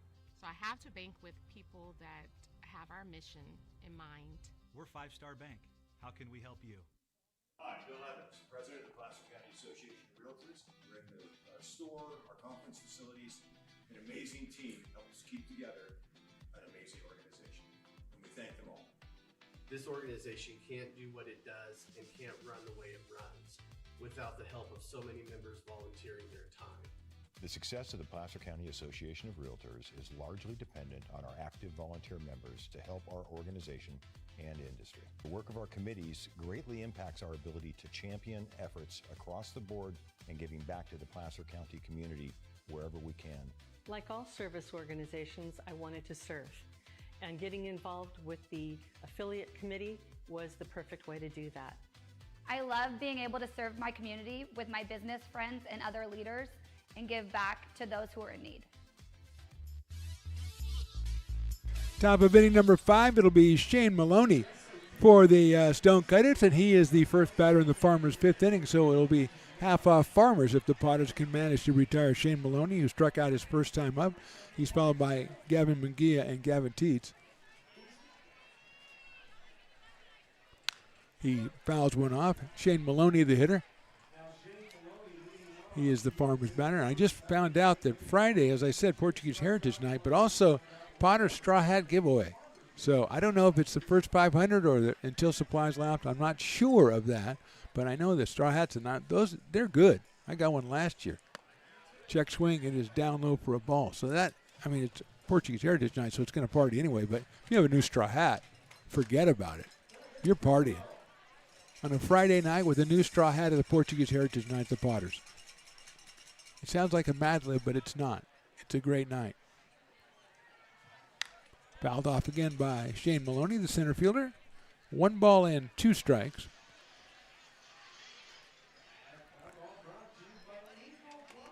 Justin Santiago again going into the 5th inning. He went 4 innings in his first start and 5 innings in his second. And he is entering number 5 today. He has hit 2 and walked 1, but those are the only base runners that have reached in the first 4. And he's 1 and 2 on Shane Maloney. Check swing. Did he go? No, he did not. 2 and 2.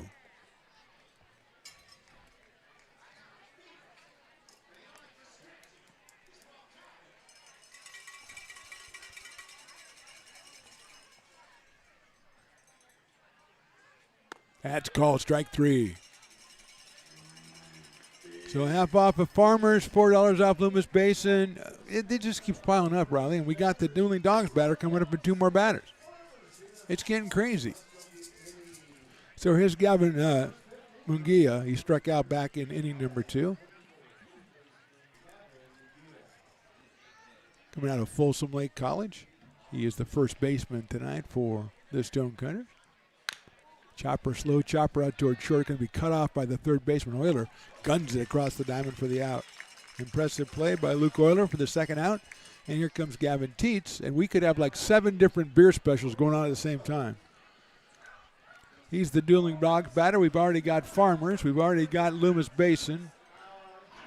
Now, last time Gavin took it down to 2 strikes, but then popped out to second base. So he is 0 for 1, the left fielder.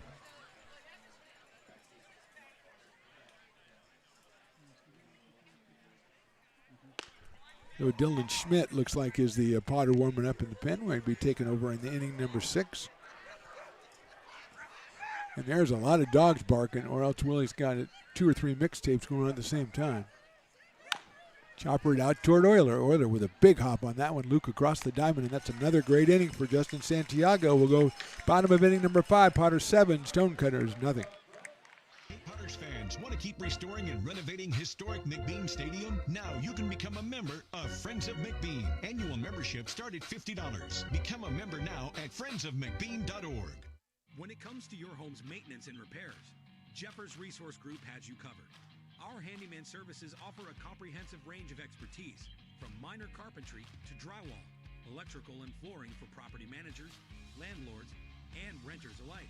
We ensure that every job is completed to the highest standards, so you can have peace of mind. Contact us today to discover how Jeffers Resource Group can help keep your home in top shape.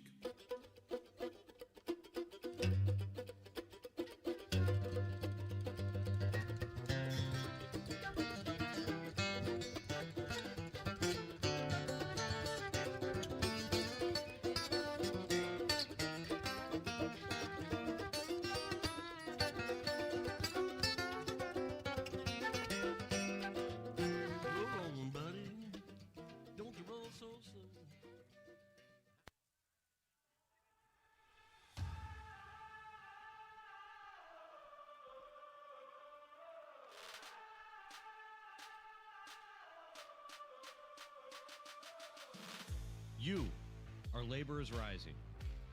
And now you understand where we came from, what solidarity means, and what we have ahead of us.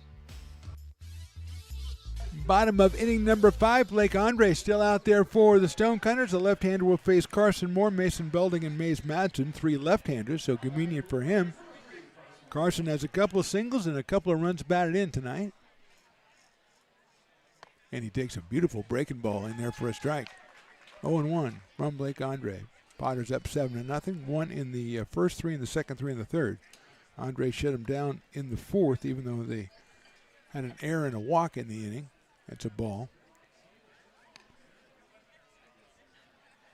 Carson was 423 coming in and 2 for 2 tonight. Line drive right field. That is going to be a tough play out there. The dive. And he did not make it a catch. Here goes Moore to second. The throw is going to come in a little late, and Carson Moore has a 3-hit night with a double to right field. Great try by Tyler Cody over in right field, but he could not make the catch.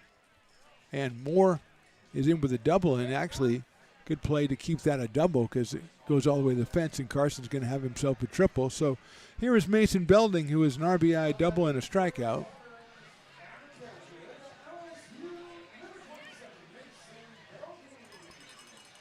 Mason out of Del Oro High School, the Eagles, Grass Valley, California, LSU. Doubled in a run in the first, or in the second, almost hit it out of here to right center, and then took a call, third strike in the third. Inside fastball, 1-0. Mays Madsen on deck.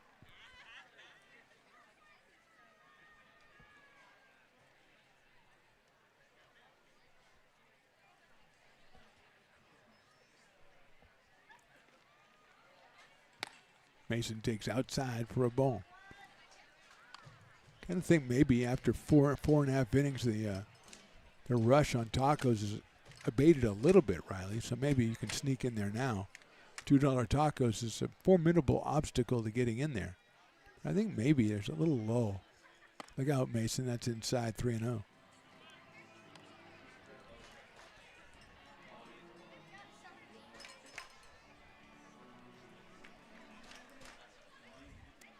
Just got delivered a Sharpie, an errant Sharpie from one of the fans, so I guess I'm a pretty popular guy. Line drive, that's a foul ball down the first base line. Belding all over that one on the 3-0 pitch. Got what he wanted, hit it foul, 3-1.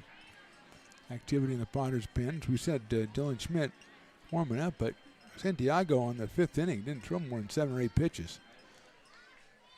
If that. So he didn't take too much out of the arm there. We'll see if he comes back out for the 6th. I know, having met him once, I know he wants to. Belding takes call strike 2. Nice looking pitch, perfectly located. A little bit above the knees on the outside corner by Blake Andre. And run the count full at 3-2.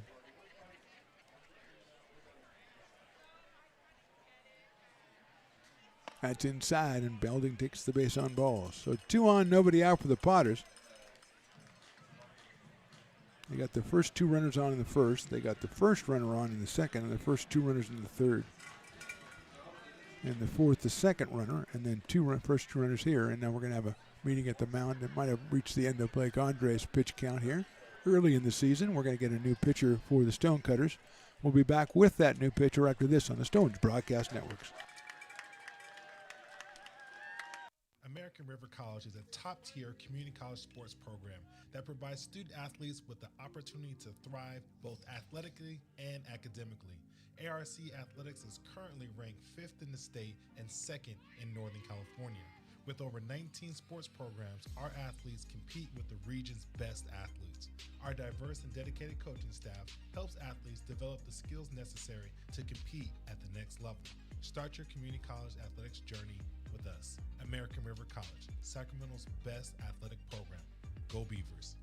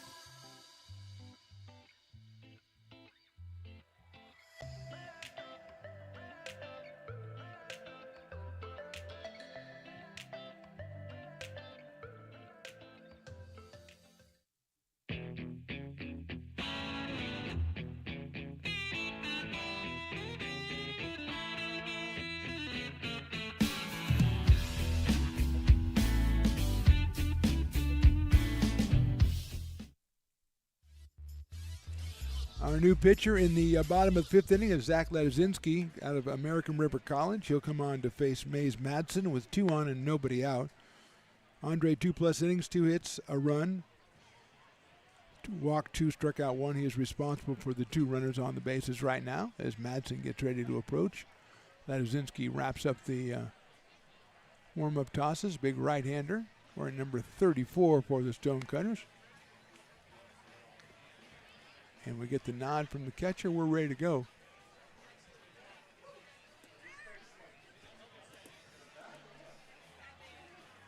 And we have a lot of conversation tonight.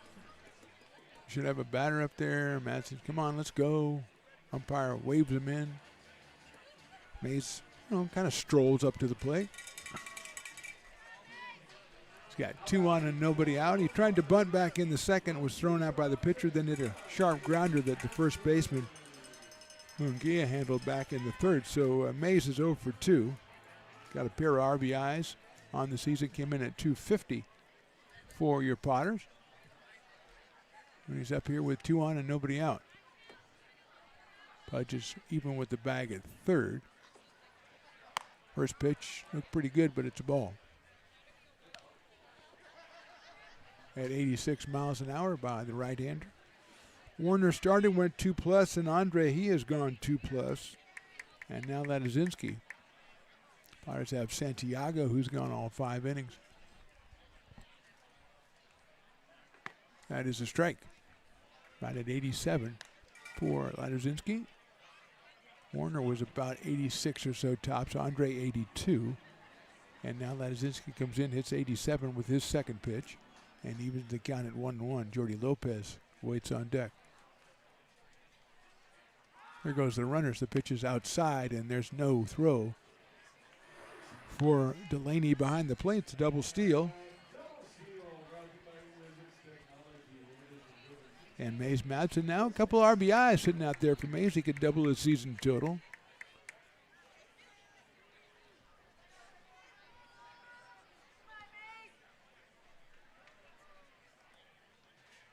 He lifts that one foul down the left field line and out of play. Right over the food court.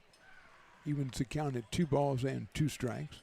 Jordy Lopez to the top of the order on deck. Potters on top 7-0.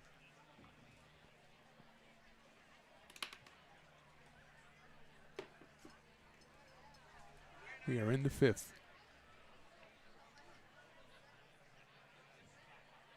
Sales outside. Full count on Mays Madsen, who comes to us from the far reaches of St. George, Utah, and Utah Tech University, the Trailblazers.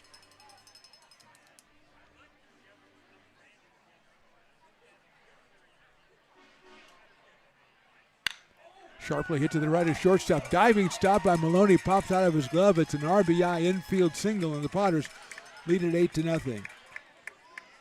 Madsen picks up his first hit and his third RBI. Moving to third base is Mason Belding. And still nobody out, and here's Jordy Lopez.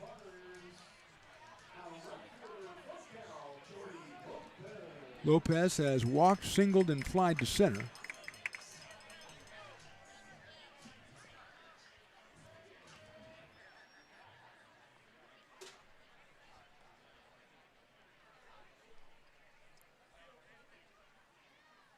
First pitch misses outside. Madsen bluffed going down at first base. Lopez comes in at .520 on the season. He's 1 for 2 tonight with an RBI, his 9th.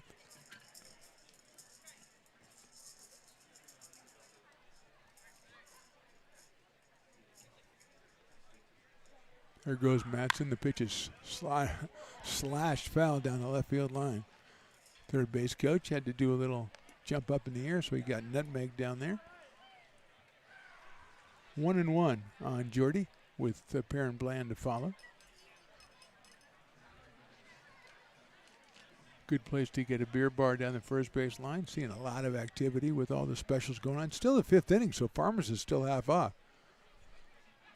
You can still get a $2 taco or at Sabores de Mexico for Taco Tuesday. Just misses outside.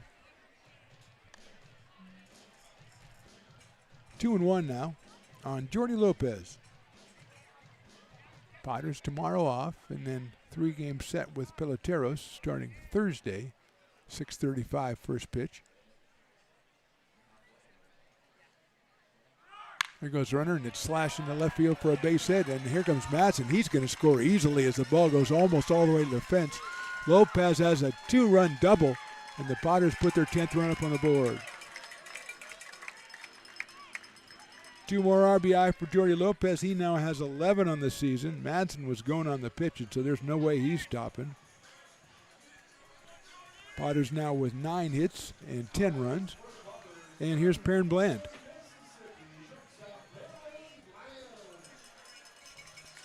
Perrin has singled, walked, and grounded to short on a great play by J.T. Maloney back in the 4th inning.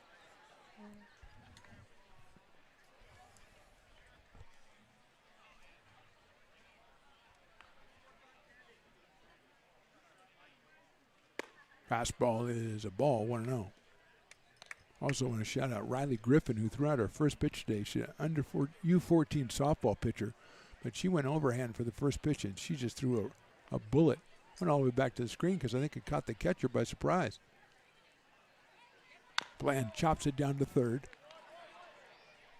That is Pudge over to first for the first out.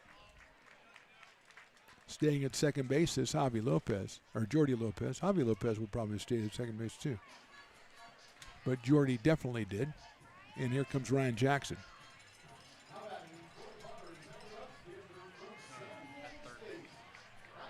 Looks like Luca Peterson has taken over at third base for Pudge. So Peterson making the play there. Thank you, Luke Stoutwalker. Luca out of Folsom Lake College, and we're going to have a meeting at the mound. Don't know that they have anybody ready to go here. As Ladozinski came on 3 batters ago. So Ryan Jackson, who's at a sacrifice fly, struck out and reached on an error, will be the hitter when the conversation at the mound, which the umpire is going on to break up, is over.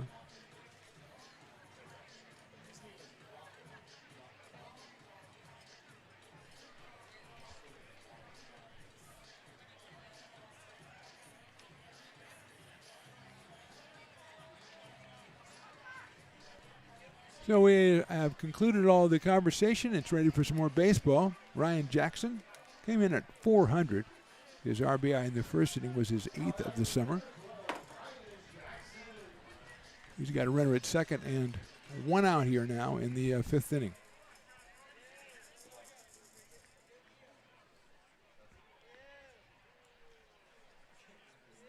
Jackson fouls that one back to the screen. 0-1. He's followed by Luke Euler. So Luca Peterson is in at third base for the Stonecutters, the South Placer Stonecutters, also a member of the Bay Area Collegiate League, along with the Concord Zephyrs, South Bay Storm, all the way to the backstop. Comes right back with the throw not attempted by Delaney behind the plate, so the wild pitch will allow Lopez to go to third. And it's 1 ball and 1 strike now on Jackson. Stockton Pearls, also California Tigers, and the Chico Lone Wolves. So very familiar with the teams in the Bay Area Collegiate League.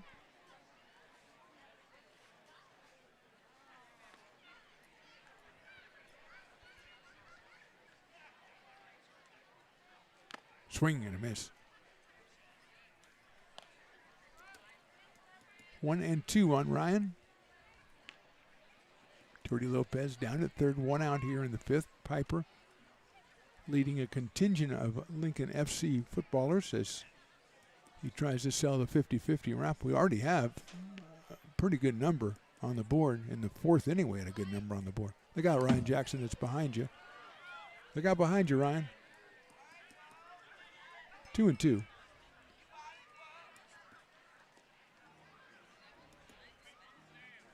So Piper lending his sales expertise to the Lincoln FC, and I'm sure that is resulting in huge financial gains for them. As they're probably getting some funds to pay for some tournaments. World Cup starts in a couple of days as well. That's always great. I think USA plays on Friday. Outside, it gets away, and here comes Lopez from third, and he will score.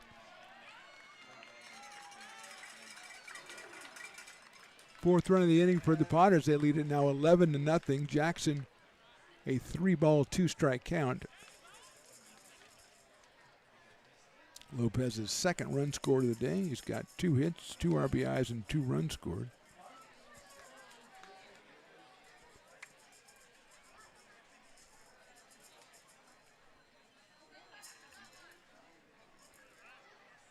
Swings and misses on a fastball inside. So Jackson is the 2nd out of the inning, and that will bring up Luke Euler. Luke has had some tough luck today. He's walked and scored. That was in the 3rd. He had a line drive to right field in the 1st, right at Tyler Cody, and he made the catch. And then he hit a deep, deep fly in the 4th to Shane Maloney, who made the catch in deep right center field. So Luke has made some great contact, hasn't had much to show for it. The third baseman came in at 357.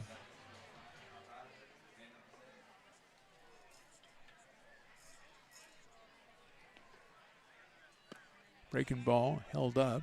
Was thinking about going, but didn't, and it's 1-0. Jackson Henderson scheduled next.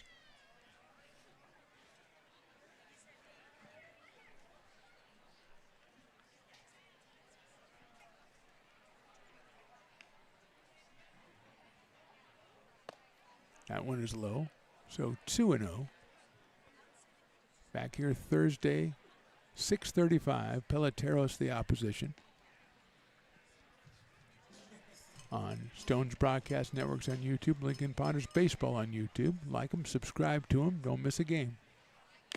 Swing and a miss. Fouled it into catcher's glove, more accurately, 2-1. We are happy you're with us, and we are very encouraged by the amount of views we've had so far in the young season. As I said, a third of the way through the home season today. Potters yet to take a road trip. Their first road game isn't until the 23rd when they go up to Healdsburg. 2-1 sails outside, 3-1. Then they take on the Mudcats the next day, come back for a couple, and go up to Humboldt for a 2-game set at the end of the month. So they're home for, let's see, 1, 2, 3, 4, 5, 6, 7, 8 more games before they got on the road.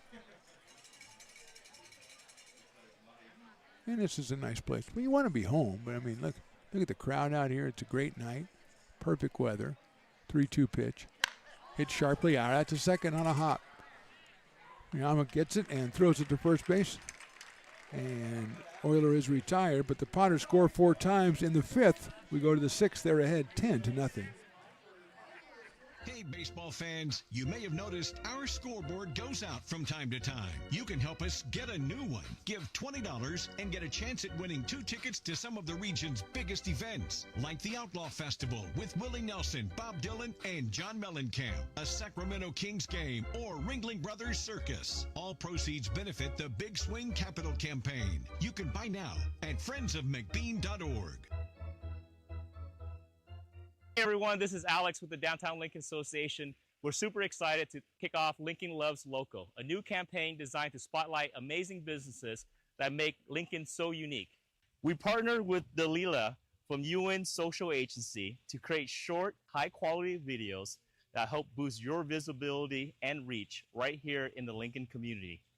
Each video will be shared on DLA's social media and newsletter, making it easy for locals to discover and support your business. So let's celebrate what makes Lincoln special together. Lincoln provides all the charm of a small town, yet still provides access to excellent local medical care.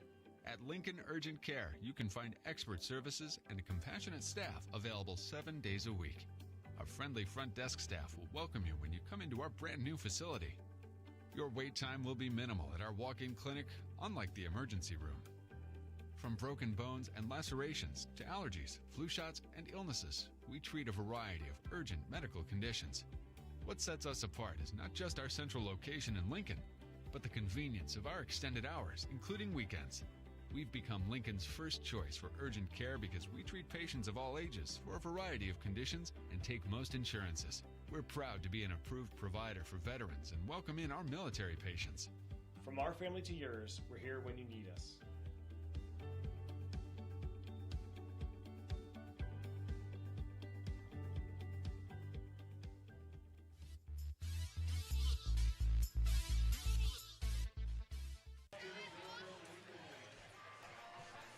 Top of the 6th inning, Potters with Dylan Schmidt on the mound.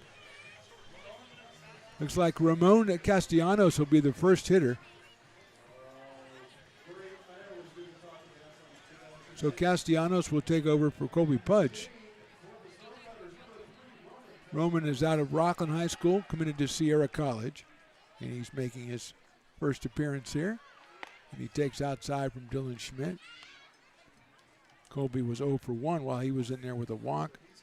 Dylan is out of Roseville and Cal State San Marcos. Grounded down the first base line. What a play down there at first by Dobson. Throws to the pitcher, covering, safe at first. And that's the first hit for the Stonecutters. Dobson with an excellent try on that one. But beating it out was Castellanos. We want to go through Justin Santiago. 5 innings, no hits, no runs. 3 walks, actually 1 walk and 2 hit batters, and 8 strikeouts, which brings his totals so far this summer. 14 innings pitched, 5 hits, 25 strikeouts, 6 free passes, and no ERA. Hasn't given up a run yet, and assuming the Potters hold on, he'll be 3-0 on the summer. Here's Miyama. Inside for a ball. Daisuke struck out in the first and struck out again in the third, so he is 0 for 2 out of William and Mary College.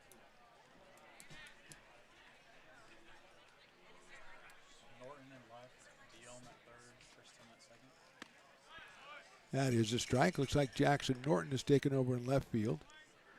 Aiden Diome at third base and Tristan Russell at second base. Thank you, Luke Statwalker, for all the info.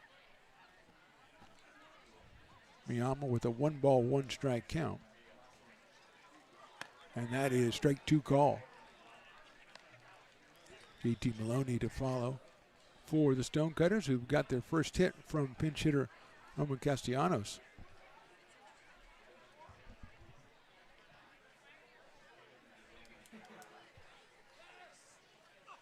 Breaking ball just misses 2-2. Schmidt thought he had himself a strikeout. So Diome, Bland, Russell, and Dobson in the infield.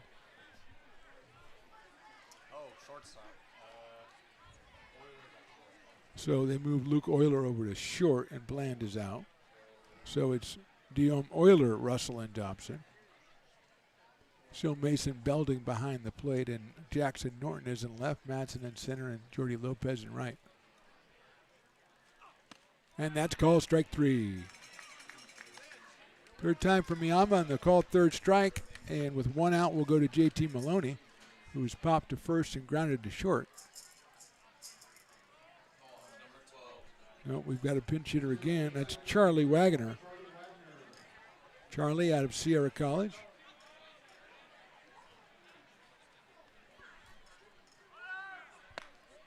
There goes the runner, and he is safe at second base. Stolen base by Castellanos. Puts himself in scoring position. The pitch was called the ball, I believe. So Charlie Wagner, Sierra College product, hits it slowly out to second base. Tristan Russell is going to gun it to first for the out. Moving to third is Castellanos. But now 2 outs here in the 6th. Then they'll bring up, we think, Tyler Cody. But the way things are going, we have no idea. Yes, it is Tyler Cody. We're in number 23. He has struck out and been hit by a pitch. Left-handed hitting right fielder. He comes to us from Sooners River College. And he chops one up in the air. Pitcher's going to call for it. Schmidt, nobody picks it up, and he's safe at first base, and that's the first run for the Stonecutters. It looked like Schmidt was coming out, but then it just didn't bounce far enough out there, and Tyler Cody has himself, I'm going to say, a 15-foot RBI single. And the run on the board for the Stonecutters, and it brings up Peyton Dupree, the DH. Oh, Grant Munoz will hit for Dupree. He will foul it off. So Munoz is on in the designated hitter spot. Dupree was 0 for 1, was hit by a pitch.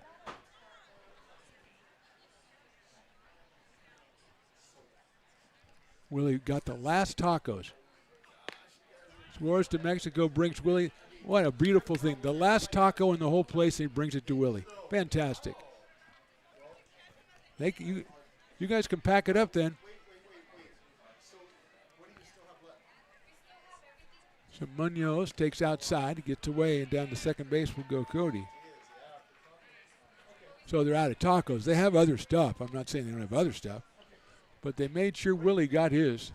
That's well done, Willie. That's just, they're taking it. Oh, that's Oh, jeez. Do they love them some Willie Preston or what? Sold out of tacos. Oh, it was $2 tacos, Willie. Hit high in the air, right center field. Madsen on the move, and he'll make the catch. Mays covers a lot of ground for the out, but not before the Stonecutters put their run up on the board. We go to the bottom of inning number 6. Potters lead this one 11-1. If you're in need of a seasoned DUI attorney, contact the law office of Samuel D. Burns Incorporated. We are familiar with the laws surrounding your case, and we will work diligently to minimize the negative impact following a DUI charge. With a proven track record, Sam Burns works on your behalf to provide a positive outcome. He's been able to save his clients' driver's licenses and negotiate more favorable terms. Visit our website.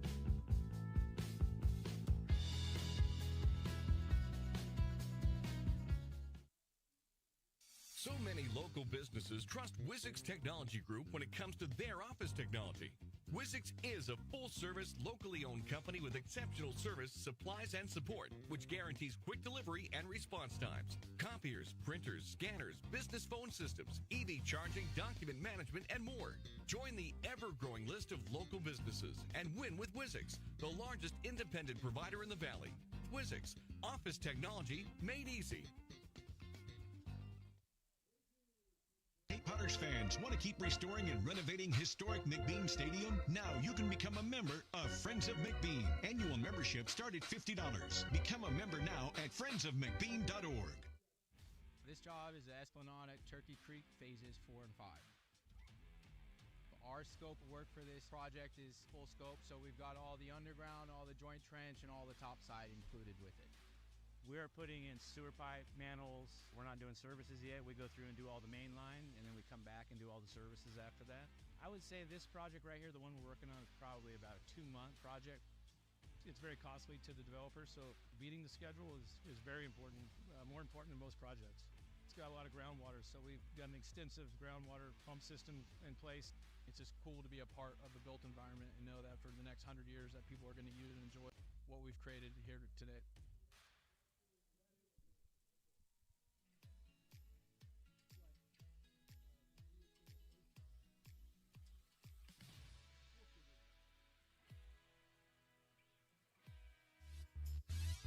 Bottom of inning number 6, and it's Jackson Henderson will start us off. Henderson has reached on an error, singled and walked.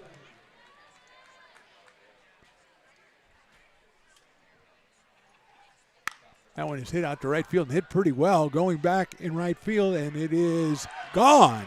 Jackson Henderson, home run number 3, and it's 12-1 Potters. Rocco Papilla is the new pitcher for the Stonecutters. Henderson, second home run in the last 3 games, and he's feeling pretty good as he hits it out of here. The Tuscaloosa product has a couple hits and 3 runs scored now in the game tonight. And that'll bring up Brady Dobson. So Papilla out of ARC is on the mound and greeted very rudely by Jackson Henderson. And here's Brady Dobson, who has struck out, hit a 2-run triple, and grounded to third. Tristan Russell should be next for the Potters. A lot of subs on both teams as we get into the bottom of the 6th there. Miyama has gone out to left field for the Stonecutters. Jordan is now in center field. Cody's still in right field. That one is outside. Luca Peterson at third. Now Wagner is at short. Castellanos is at second. Munguia, we think, is still at first. And I think there's probably a new catcher as well. That is a strike on the inside corner. Tough to tell. The great Bill is here from Fat Cat. He's a mogul now. He's not. He's a. The hot dog mogul is here. Swing and a miss on Dobson. 2-2.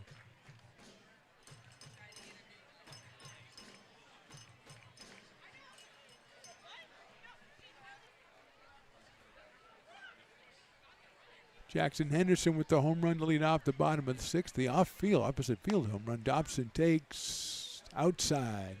Umpire went to put up the 3-2 count. I thought he was going to ring up Brady Dobson. So, skin of his teeth, he's still at the plate, although the pitch was well outside.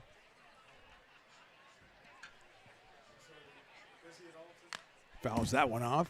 Back to the screen.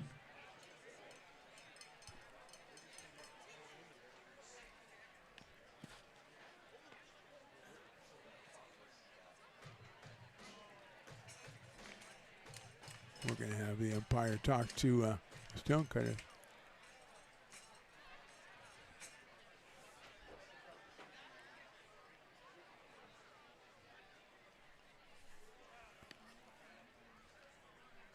I think we have a new catcher in there, but I can't tell if it's 32 or 36 or 38. It might be 38. George Tchaikovsky. Grounder down the first base line. That is a foul ball and handled very well by the first base coach. So we're going to go with Tchaikovsky behind the plate.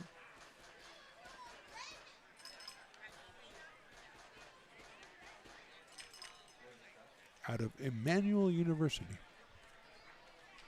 That's a new one on me. Takes high, ball 4.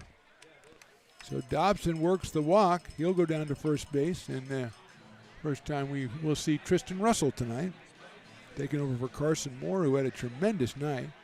He was 3 for 3. He scored twice, and he drove in 2. So here's Tristan. Out of Cypress, Texas, left-handed hitter, switch hitter, as he's batting left against Papilla. Swings and misses at that fastball at 85 from Rocco.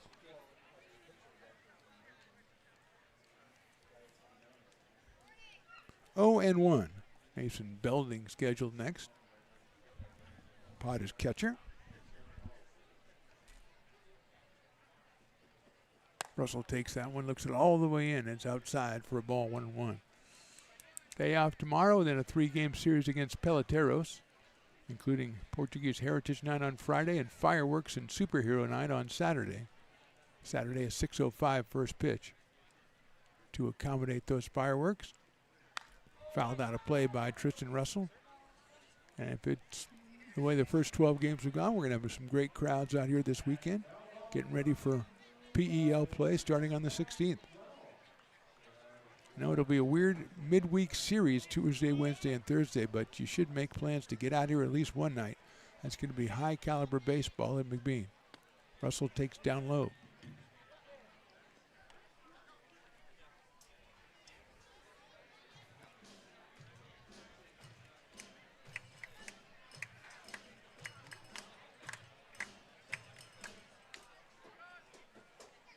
Two and 2 on Tristan. Lifts it foul down the left field line, right down to the grassy knoll down there. Scattering everybody. Willie tells them to be aware down there. He does a really good job and warns them before the game.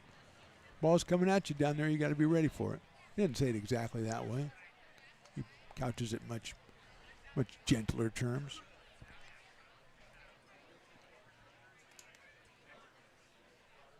No outs still here in the 6th inning.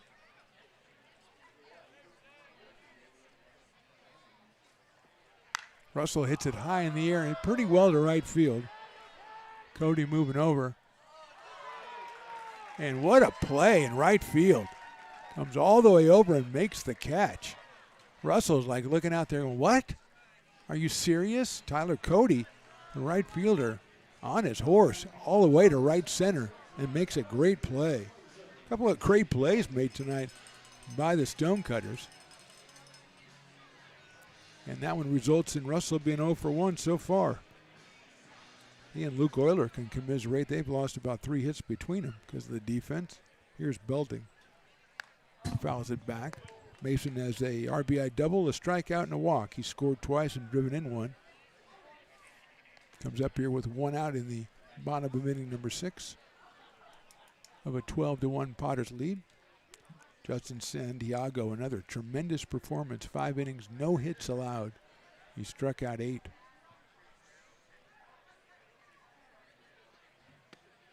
That is low to Belding for a ball 1-1. Mays Madsen is next for the Potters, hitting in the number 9 spot.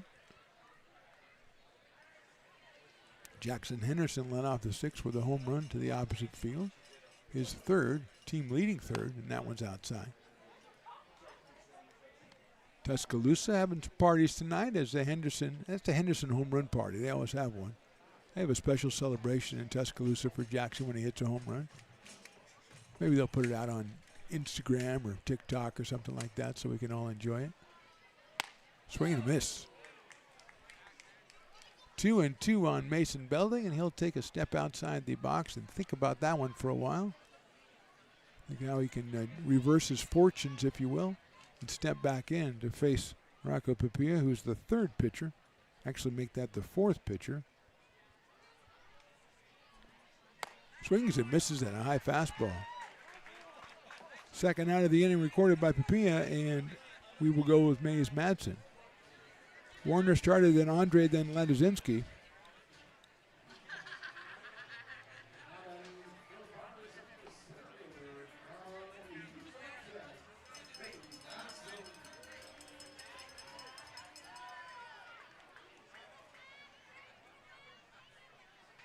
Madsen takes outside for a ball.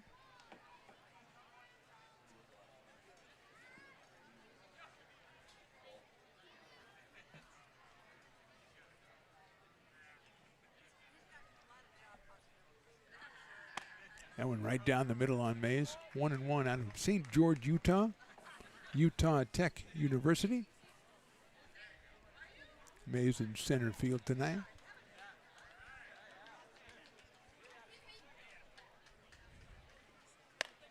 Check swing, and it's in there for another strike. 84 from Rocco. Another guy over at ARC with our buddy Coach Jay.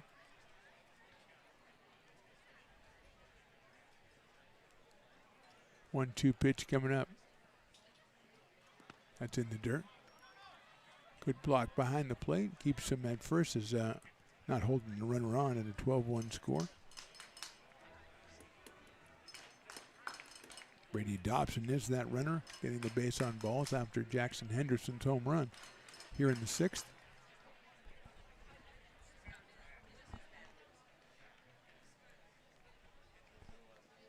That one sails high. So works it to a full count, does Mays Madsen with, I believe, Jordy Lopez, although I'd be surprised if Jordy hit. But he has actually played in the field for a while. Grounder down to first, handled by Munguia. He'll beckon the pitcher away, and that will be the end of the inning. Potter scoring the Henderson home run. We go to the 7th. They lead 12-1.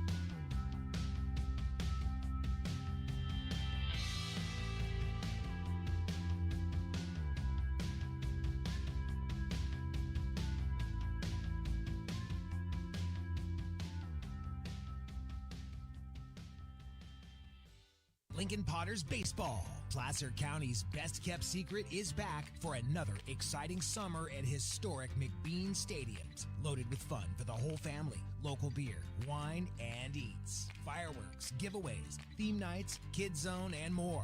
Come join in the fun and enjoy small-town baseball with Major League Entertainment.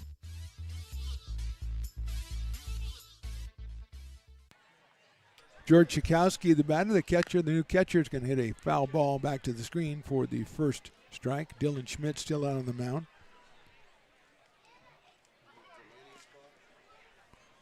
He'll be followed by Jordan and then Munguia. Look out, that one is inside.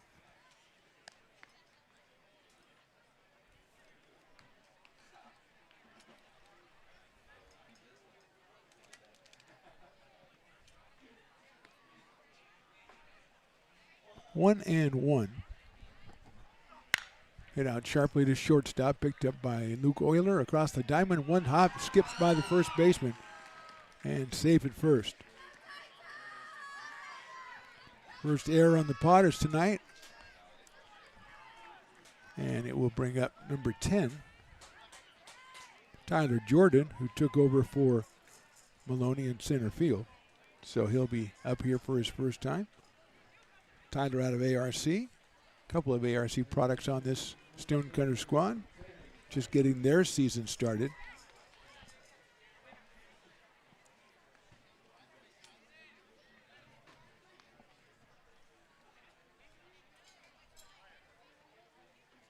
That is inside. Turns away from the breaking ball from Schmidt out of Cal State San Marcos and Roseville, California.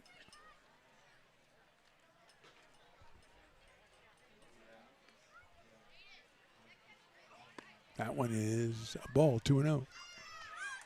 Just a little bit low on that one.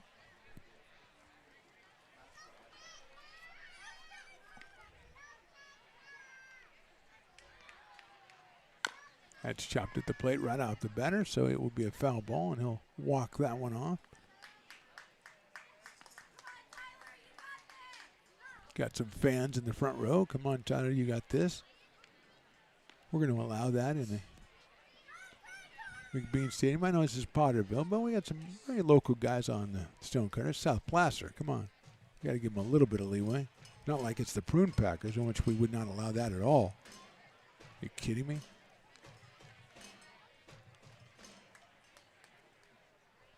Two and one now. Fouled out of play. Up against the screen. Makes it 2-2 over by my buddy Jim Russell down there. Wife Karen. She's not down there right now. She must be getting some sort of beverage.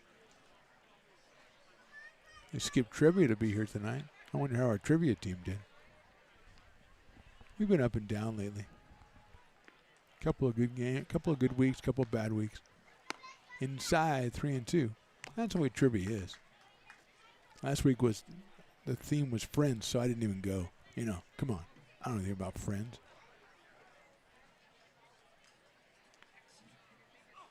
Foul back to the screen. I mean Friends, the TV show. Not. I don't know anything about having friends. I mean the TV show, Riley. You didn't watch Friends, did you? No. You're too busy. Virtual volleyball, that kind of stuff. Yeah. Okay. Hey, nothing wrong with that. That is ball 4. So an error and a walk here in the 7th inning, and the Stonecutters have a little something going here. Gavin Munguia is the scheduled hitter. Let's see if that's him. I believe that is. Yes, Gavin's still in there. He has struck out and grounded to third as Nate Kujawski is going to come out and talk to Dylan Schmidt. Dylan has been victimized by an infield single, a single that went like 15 feet, and now an error and a walk. So he's not doing too bad, just everything just not quite working out for him. And I think that's probably what Nate's going out and telling him. That, dude, there's nothing wrong with what you're doing. Now, you don't want to walk people, obviously, but circumstances haven't been going your way on 2 hits that haven't left the infield and an error.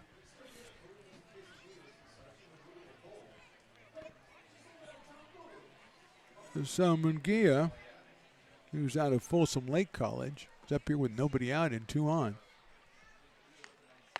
And Schmidt's fastball at 81 is outside. Coming in from that submarine-like delivery. That one ends up high and outside. That is down low, 2-0.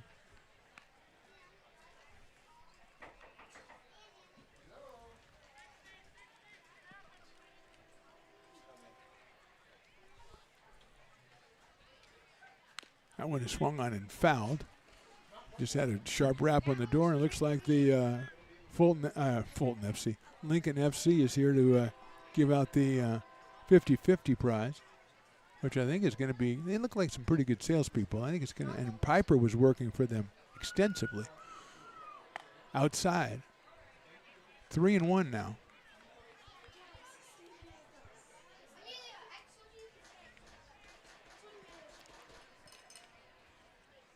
Kowski is at second. Over at first is Jordan. That one is ball 4.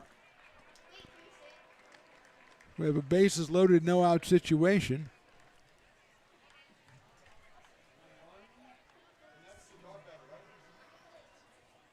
And that is Luca Peterson. And he is the dog batter because he took over the 9th spot. So Peterson's up here with nobody out and the bases loaded, making his first appearance at the plate, and he takes outside and high. Luca from Folsom Lake College came on and played some third base, but he is in the number 9 spot in the batting order.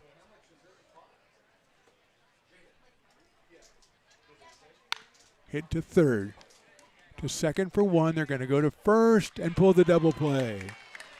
So 1 run does score, but no RBI for Peterson. It goes 5-4-3. Jordan is now at third, but 2 outs. A run in, it is 12-2. And Roman Castellanos should be the hitter, and he is. He got the first hit for the Stonecutters back in the 6th inning, an infield single down the first base line that Dobson knocked down, and they couldn't turn into a 3-1 putout with Schmidt covering. And so here he's out for a second time and takes inside for a ball. Out of Rockland High School, headed for Sierra College, is Roman Castellanos. Lines one foul down the first base line, and it's 1-1. So Jordan at third, 1 run in, but the big double play, that was Diome to Russell to Dobson, and it looked pretty smooth. Russell with a nice turn at second base. Popped up right side. Dobson in foul territory is making the call, and he's making the catch. So the Stonecutters score once, but the Potter fans will take a nice stretch here in the middle of the 7th as they lead at 12-2. Buy a personalized brick for you, your loved ones, or your business, and show everyone your commitment to Lincoln baseball. Framed and engraved by our own Lincoln High Ag program students, your brick will be featured on unique movable brick walls. Find your name in the stadium entrance for the 2024 and 2025 seasons. Then visit your brick in its permanent home inside the stadium. Bricks can be purchased here for $250. Get it now at friendsofmcbean.org. I'm Bill Spear, North Valley president of Five Star Bank. In a time when business can feel so uncertain, we're here for you every step of the way. I know they have a lot of bells and whistles within their bank, but just the relationship piece here locally on the business side is huge for us. 5 Star treats us like we're number 1. They're right there with suggestions, with help. So I have to bank with people that have our mission in mind. We're Five Star Bank. How can we help you? Hi, Bill Evans, president of the Placer County Association of Realtors. We're in the store, our conference facilities, an amazing team help us keep together an amazing organization, and we thank them all. This organization can't do what it does and can't run the way it runs without the help of so many members volunteering their time. The success of the Placer County Association of Realtors is largely dependent on our active volunteer members to help our organization and industry. The work of our committees greatly impacts our ability to champion efforts across the board and giving back to the Placer County community wherever we can. Like all service organizations, I wanted to serve. And getting involved with the affiliate committee was the perfect way to do that. I love being able to serve my community with my business friends and other leaders and give back to those who are in need. The thing I love about the PCAR committees is they all work toward the same goal of bringing the community together to support those in need in our surrounding area. I instantly came to the meeting and had a wonderful time, felt like I was a part of something bigger, and it was just the start of my leadership journey.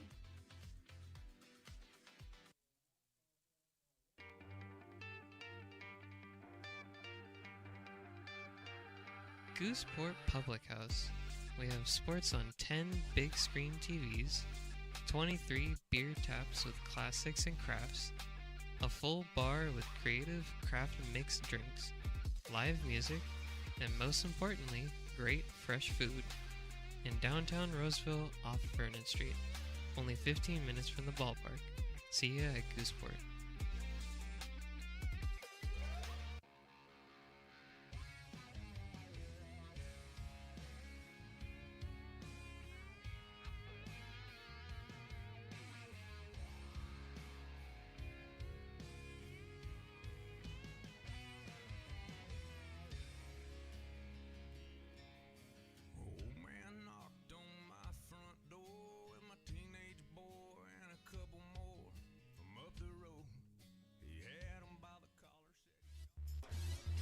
Bottom of the seventh inning, Potters will go with the leadoff man, Jordy Lopez. Noah Nowalski is the new pitcher. He is out of Oak Ridge High School, headed for West Valley College, and he'll face Jordy Lopez, who takes a strike.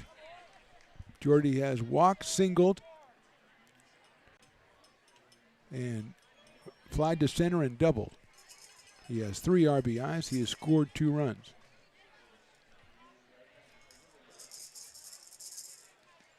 Takes inside. Came in at 520, and he is 2 for 3 today, and now 11 runs batted in on the season.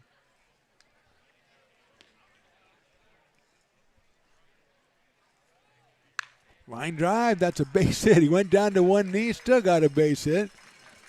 Third hit of the day for Jordy Lopez. That is, I believe, hit number 11 for the Potters. And that'll bring up Aiden Diome. Batting in Perrin Bland's spot.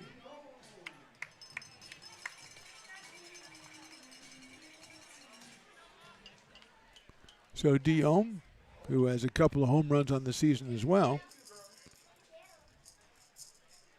is up here with a runner at first base and nobody out, and he takes the ball. Jackson Norton should be next for the Potters, make his debut tonight.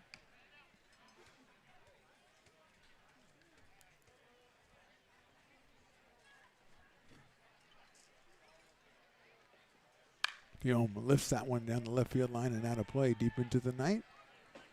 Reminder, if you're local, tomorrow no game here, but a couple of 100 yards east is Willie Preston in the bingo game. What time does the bingo start, Willie? He doesn't want to tell me.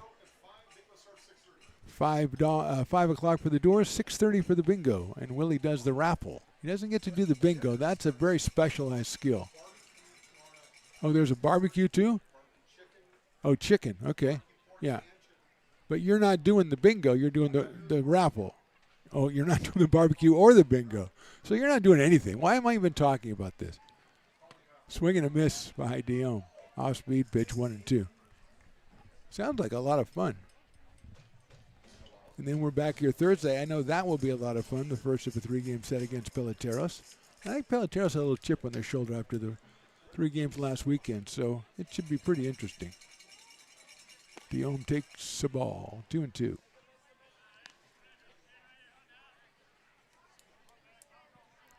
Peterson, Wagner, Castellanos, and Mungaya across the infield for the Stonecutters out of South Placer. 2-2 to Diome. Takes outside. 3 and 2. Cody, Jordan, and Miyama in the outfield. Tchaikovsky behind the plate. And Nowaski, who is the 5th pitcher for the Stonecutters, on the mound. 3-2 coming up. Lined into right field, base hit.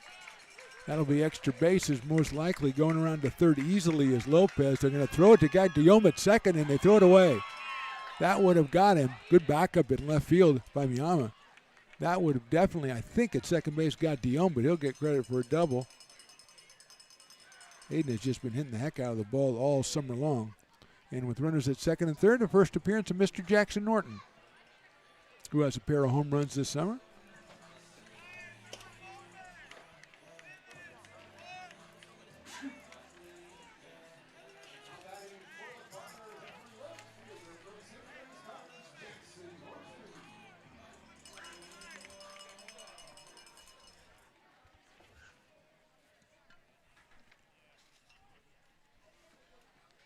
Swings and misses a breaking ball. Jackson at about 260 with a couple of home runs for the Potters. Hasn't seen a lot. I think he first started like 3 games ago, so maybe got a bat or two over the last 3 games. Lays off that one. Nicely done. 1-1. Still nobody out here in the 7th. There's a Lopez single and a Diome double. Has put runners at second and third.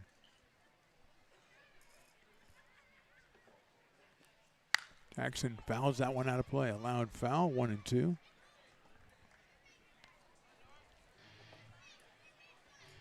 Luke Euler to follow.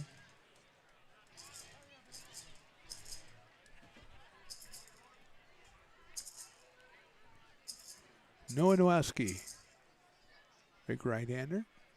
Checking in with Tchaikovsky behind the plate. Hit sharply but foul down the third base line. Scatters the bullpen of the Stonecutters. Playing just their second game of the summer. Just getting their feet wet here. Potters are bringing out the bats tonight with 12 hits now through 6+ innings, including a home run from Jackson Henderson and a couple of Mason Belding almost had a home run. Tristan Russell almost had a home run. Jackson hits it high into right center field. Coming over is Cody, and it's in front of him for a base hit. He's going to throw all the way to the plate. It's cut off. It's a single for Norton, an RBI single. Scoring is Lopez. Diome makes it to third. Perfectly placed by Jackson Norton. And the Potters put run number 13 up on the board and still have runners at first and third with nobody out, and Luke Euler coming to the plate.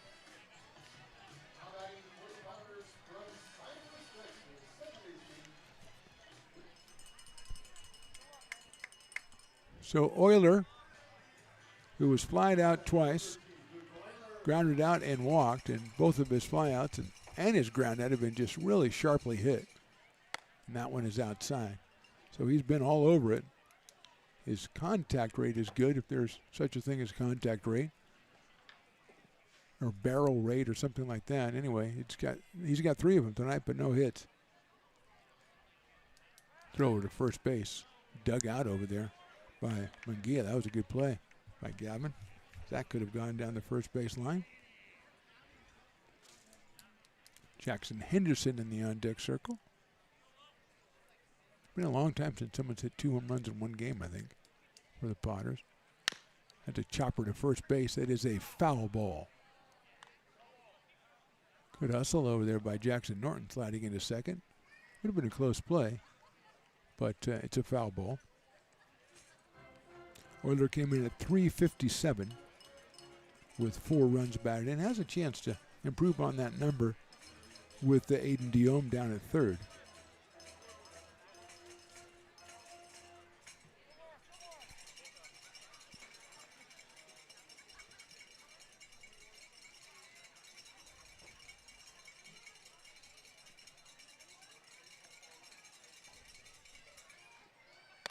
Comes over the top, gets the call, strike, 1-2.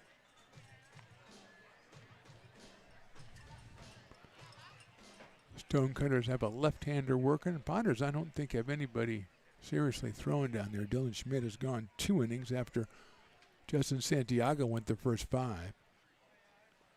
1-2, swung on and missed.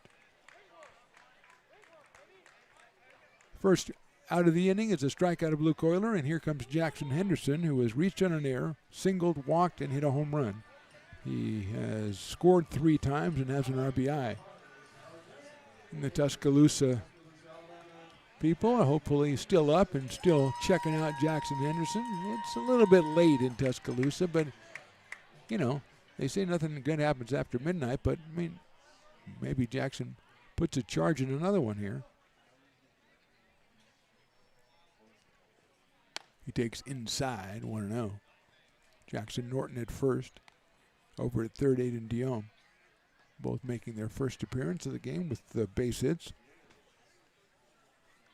Jordy Lopez started the inning off with a single, his 3rd hit of the game. Henderson hits it. I don't know if he got all of it, though. And left fielder handles it. Miami. Throw will come to home plate. Will be cut off. It's a sacrifice fly. Second run of the inning scores. Henderson gets his 2nd RBI of the game. And with 2 outs and staying at first, of course, Jackson Norton. It'll be Brady Dobson. And that was a swing that looked like a home run swing by Henderson, but he just cut it out toward a little bit too far toward the end of the bat and didn't get the power on it.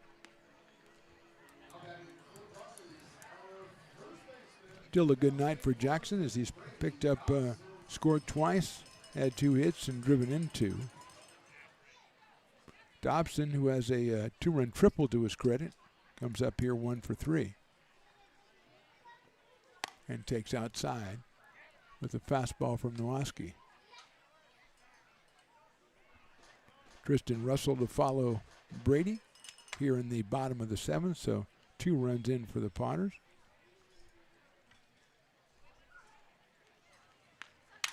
That's a broken bat up into left field. It might drop. Left fielder comes in and makes a wonderful running catch for the out. So Potters scored twice in the 7th. We go to the 8th. They're up 14-2.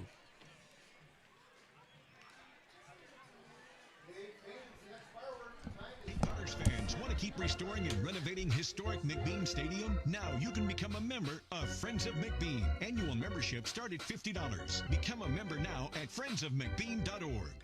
When it comes to your home's maintenance and repairs, Jeffers Resource Group has you covered. Our handyman services offer a comprehensive range of expertise, from minor carpentry to drywall, electrical and flooring for property managers, landlords, and renters alike. We ensure that every job is completed to the highest standards, so you can have peace of mind. Contact us today to discover how Jeffers Resource Group can help keep your home in top shape.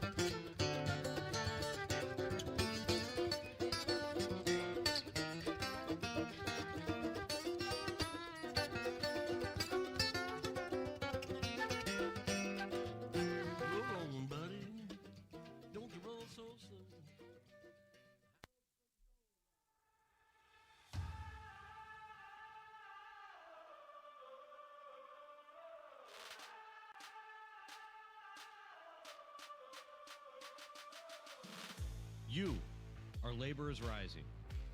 And now you understand where we came from, what solidarity means, and what we have ahead of us. No one's going to defend us but us. No one's going to help construction workers except us. And I can't wait to see you out there.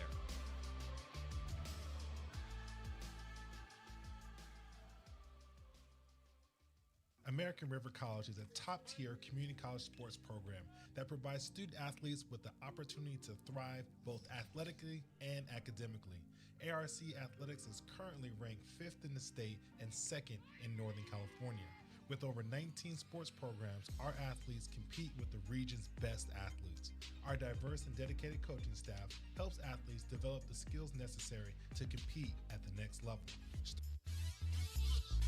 Daisuke Miyama will lead it off in the 8th for the Stonecutters. Miyama, who made the nice running catch to end the bottom of the 7th, has struck out 3 times, and he will face Tyler Vargas, the right-hander out of Rancho Cordova, and Wagner College, I believe were the Seahawks. And he will take on Miyama, and then Wagner, and then Tyler Cody here in the 8th inning. First pitch is a broken bat, pop up to shortstop, and Luke Euler says, I got it. And he got it. So 1 pitch, 1 out here in the 8th for Vargas, and that will bring up Charlie Wagner out of Sierra College, who came on in the 6th and grounded out to second. So he is 0 for 1 in this one.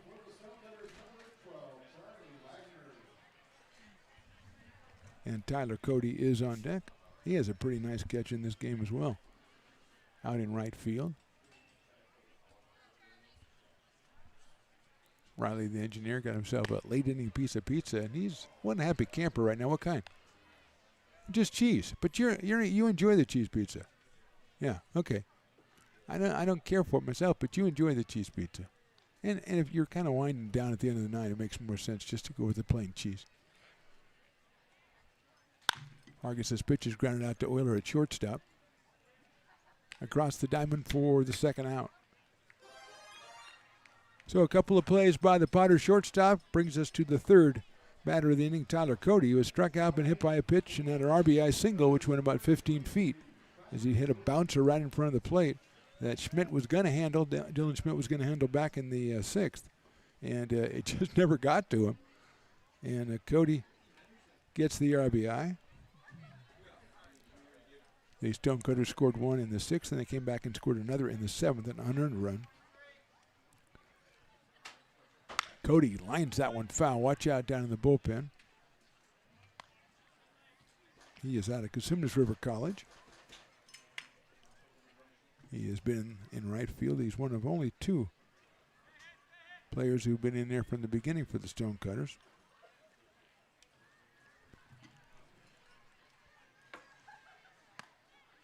Brushes him off a little bit. 1 ball and 1 strike. Should be Grant Munoz on deck.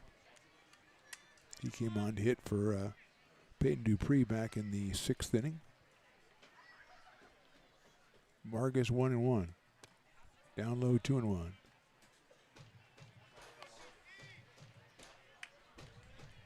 Santiago went 5 innings, no hits, no runs, 3 walks, and 8 strikeouts. Schmidt 2 innings, 2 hits, 2 runs, only 1 earned, 2 walks and a strikeout. And again, the 2 hits on him didn't leave the infield. That is high for a ball. And the runner who scored in the 7th, his 2nd inning, reached on an error. He did have a couple of walks, but then the Potters pulled off the 5-4-3 double play, scoring the run. And basically taking the air out of the inning right there. Vargas misses. Oh, no, he gets the inside corner, much to the surprise of Tyler Cody. And that'll make it 3 balls and 2 strikes. A lot of that this year, Riley, where the batter flings the bat and the bat is in the air and the umpire calls the strike. I don't know if the umpire waits for that or if the bat just gets flung a little too early. I don't know. I think it's 50-50. If I was an umpire, I would wait and see if they throw the bat. But that's really mean-spirited. That is call strike 3. Vargas, a big inning of 1-2-3. We go to the bottom of the 8th. Potters 14, Stonecutters 2.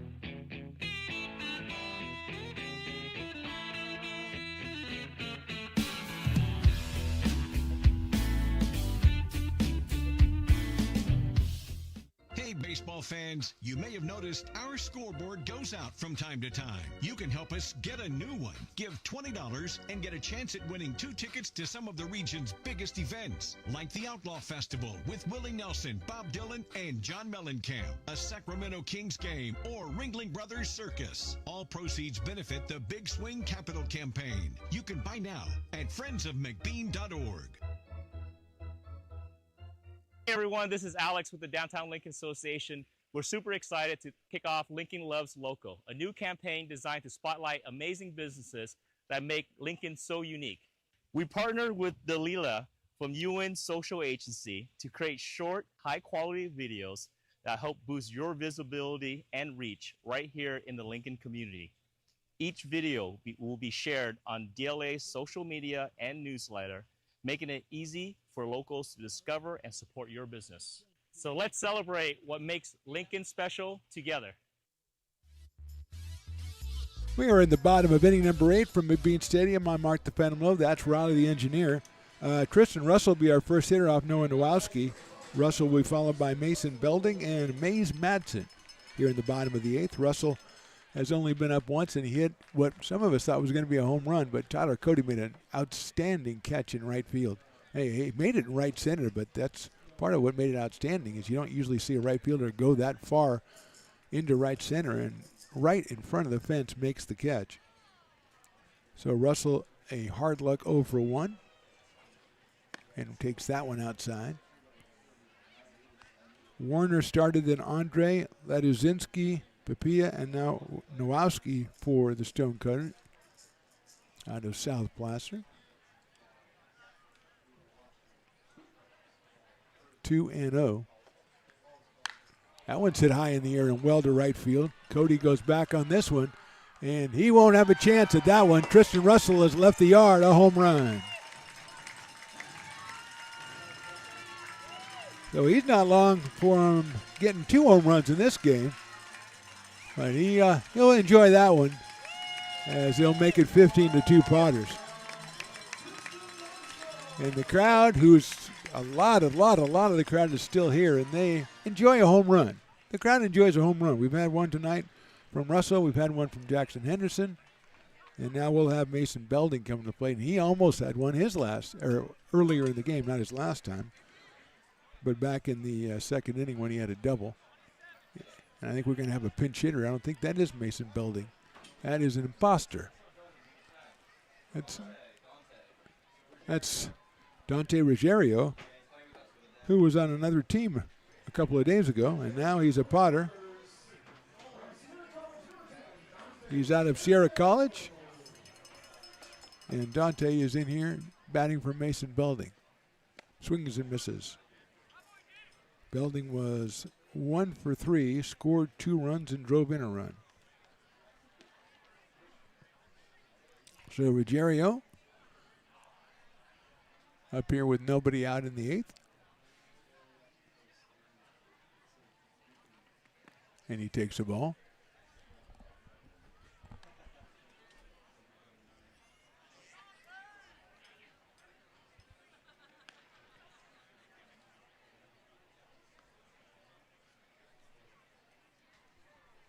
One ball, one strike on Dante.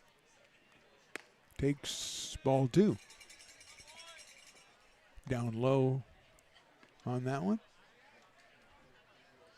Jerio, I think he was on Peloteros. He had a really good series against the Potters. A couple of hits in one game. I think he was like 4 for 7 or something. Hits that one deep to left field. Back. Catch it, run into the fence. Did he make the catch? No, he did not. That's Miyama out there. Got the ball right into the fence. Hopefully he's okay, and Ruggiero is going to have himself a double. Thought we were going to have the rare back-to-backer right there. And I thought we were going to have another amazing catch by the Stonecutters. But ball went into glove, but body hit fence. And we've got a double for Ruggiero, and here is Mays Madsen. Nobody's checking on him, so he must be okay out there in left field. He made a great catch running in the 7th. He almost made a great catch going back in the 8th. And here Madsen is grounded out 3 times and then an RBI single.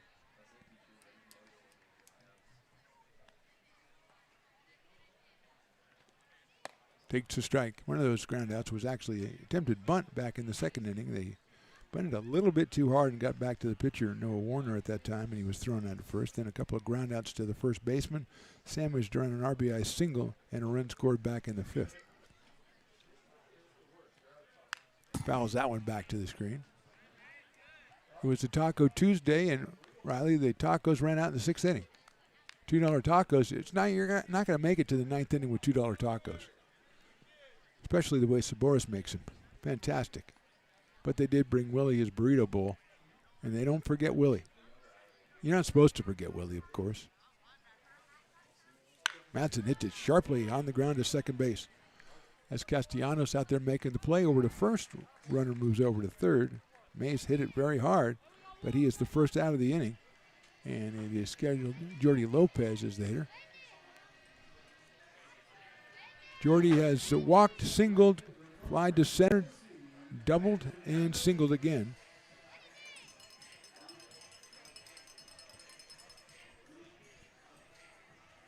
He's up here with Ruggiero down at third base and 1 out in the 8th. Ground ball back to shortstop. Run will score. The throw goes to first and gets him by a step. So Lopez drives in another run. Second run for the Potters this inning. And Jordy has driven in 4 runs today. And the Potters lead it now 16-2.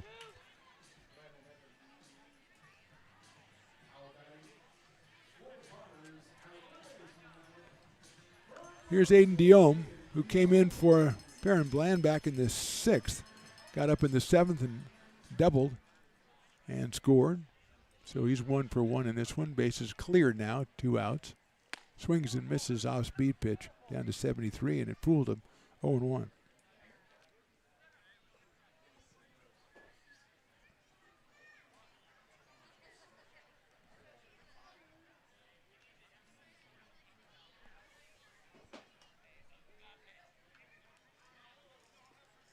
That one sails high.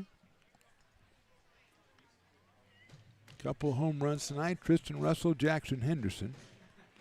Jordy Lopez 3 for 5. He drove in 4.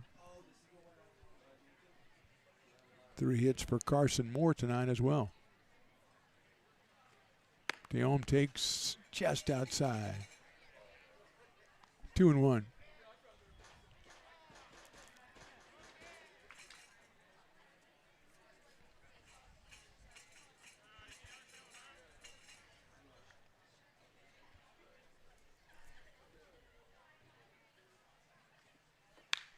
Diome lifts it down to left field. Miyama chasing it over toward the line. It looks like he's in fair territory, and he overruns it a little but makes the catch for the out. So the Potters score another 2 here in the 8th. They lead it as we go to the 9th, 16-2. Lincoln provides all the charm of a small town, yet still provides access to excellent local medical care. At Lincoln Urgent Care, you can find expert services and a compassionate staff available 7 days a week. Our friendly front desk staff will welcome you when you come into our brand new facility.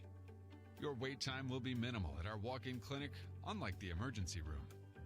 From broken bones and lacerations to allergies, flu shots, and illnesses, we treat a variety of urgent medical conditions.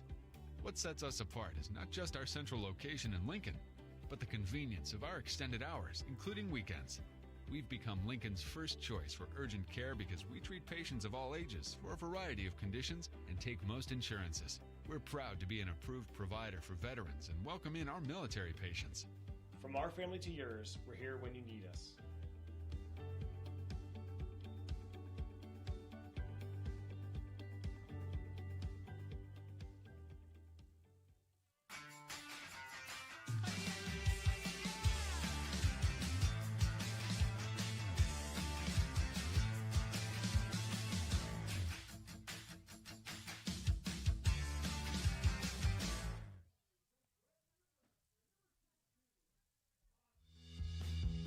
If you're in need of a seasoned DUI attorney, contact the law office of Samuel D. Burns Incorporated.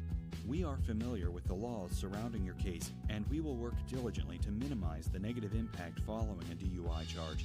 With a proven track record, Sam Burns works on your behalf to provide a positive outcome. He's been able to save his clients' driver's licenses and negotiate more favorable terms. Visit our website.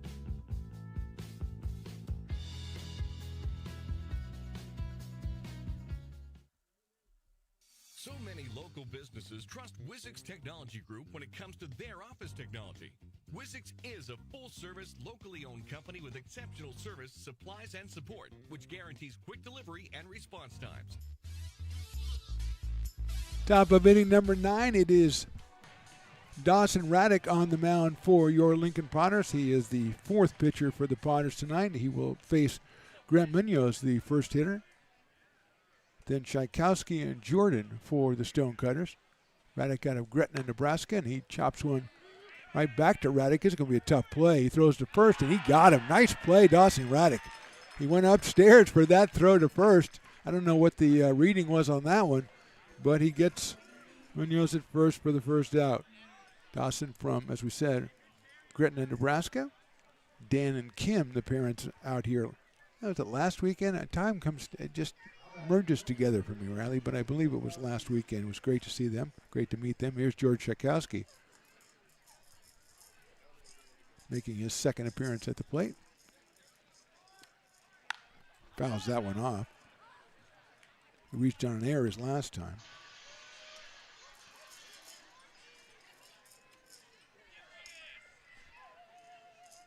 Just 2 hits tonight for the Stonecutters. And both of them were infield hits. One of them went about 15 feet.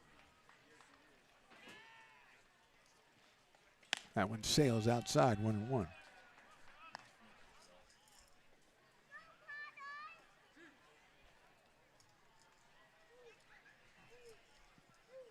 One ball, 1 strike, 1 out here in the 9th.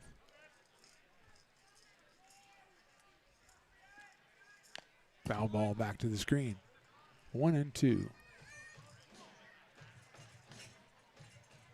Dante Ruggiero behind the dish for the Potters as he came on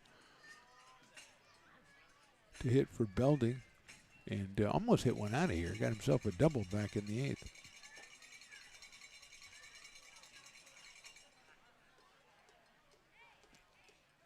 Popped up right side, Landon Plout, who's in at first base giving chase. In fact, we should reset the infield. Landon Plout's at first. Aiden Diome now is at 2nd. Tristan Russell has moved to short, and Luke Euler is back at 3rd. Norton, Madsen, Lopez in the outfield. Ruggiero behind the plate, and Dawson Raddick on the mound.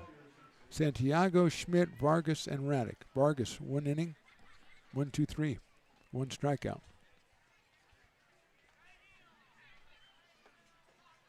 One and 2 on Tchaikovsky.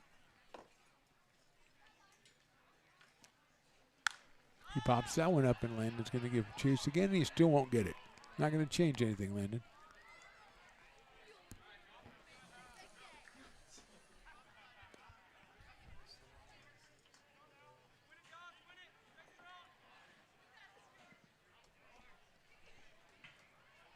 Tyler Jordan will follow. Swing and a miss. Rocket gets the strikeout. So 2 outs here in the 9th inning, and that will bring up Tyler Jordan. Jordan came on for Maloney in the 6th and got a base on balls in the 7th, so he is 0 for 0, as they say. I don't think anybody says that. So Jordan out of American River College sets up here with 2 outs, and Dawson Raddick trying to close it out on the mound.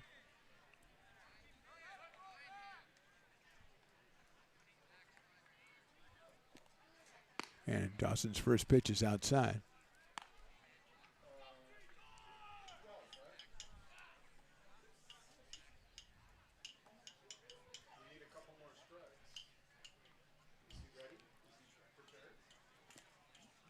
That one is just a little inside, 2-0.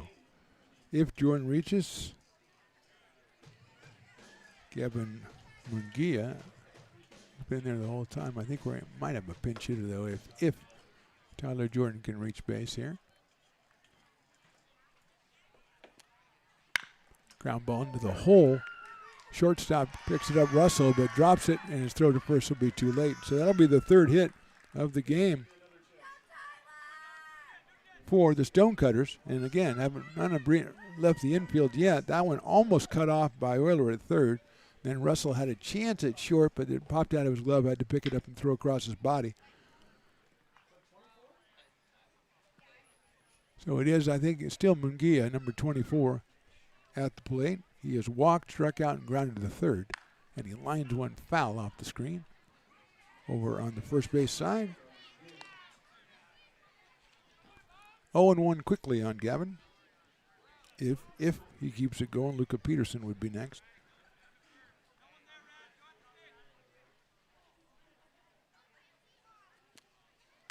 Foul back to the screen, so quickly 0-2.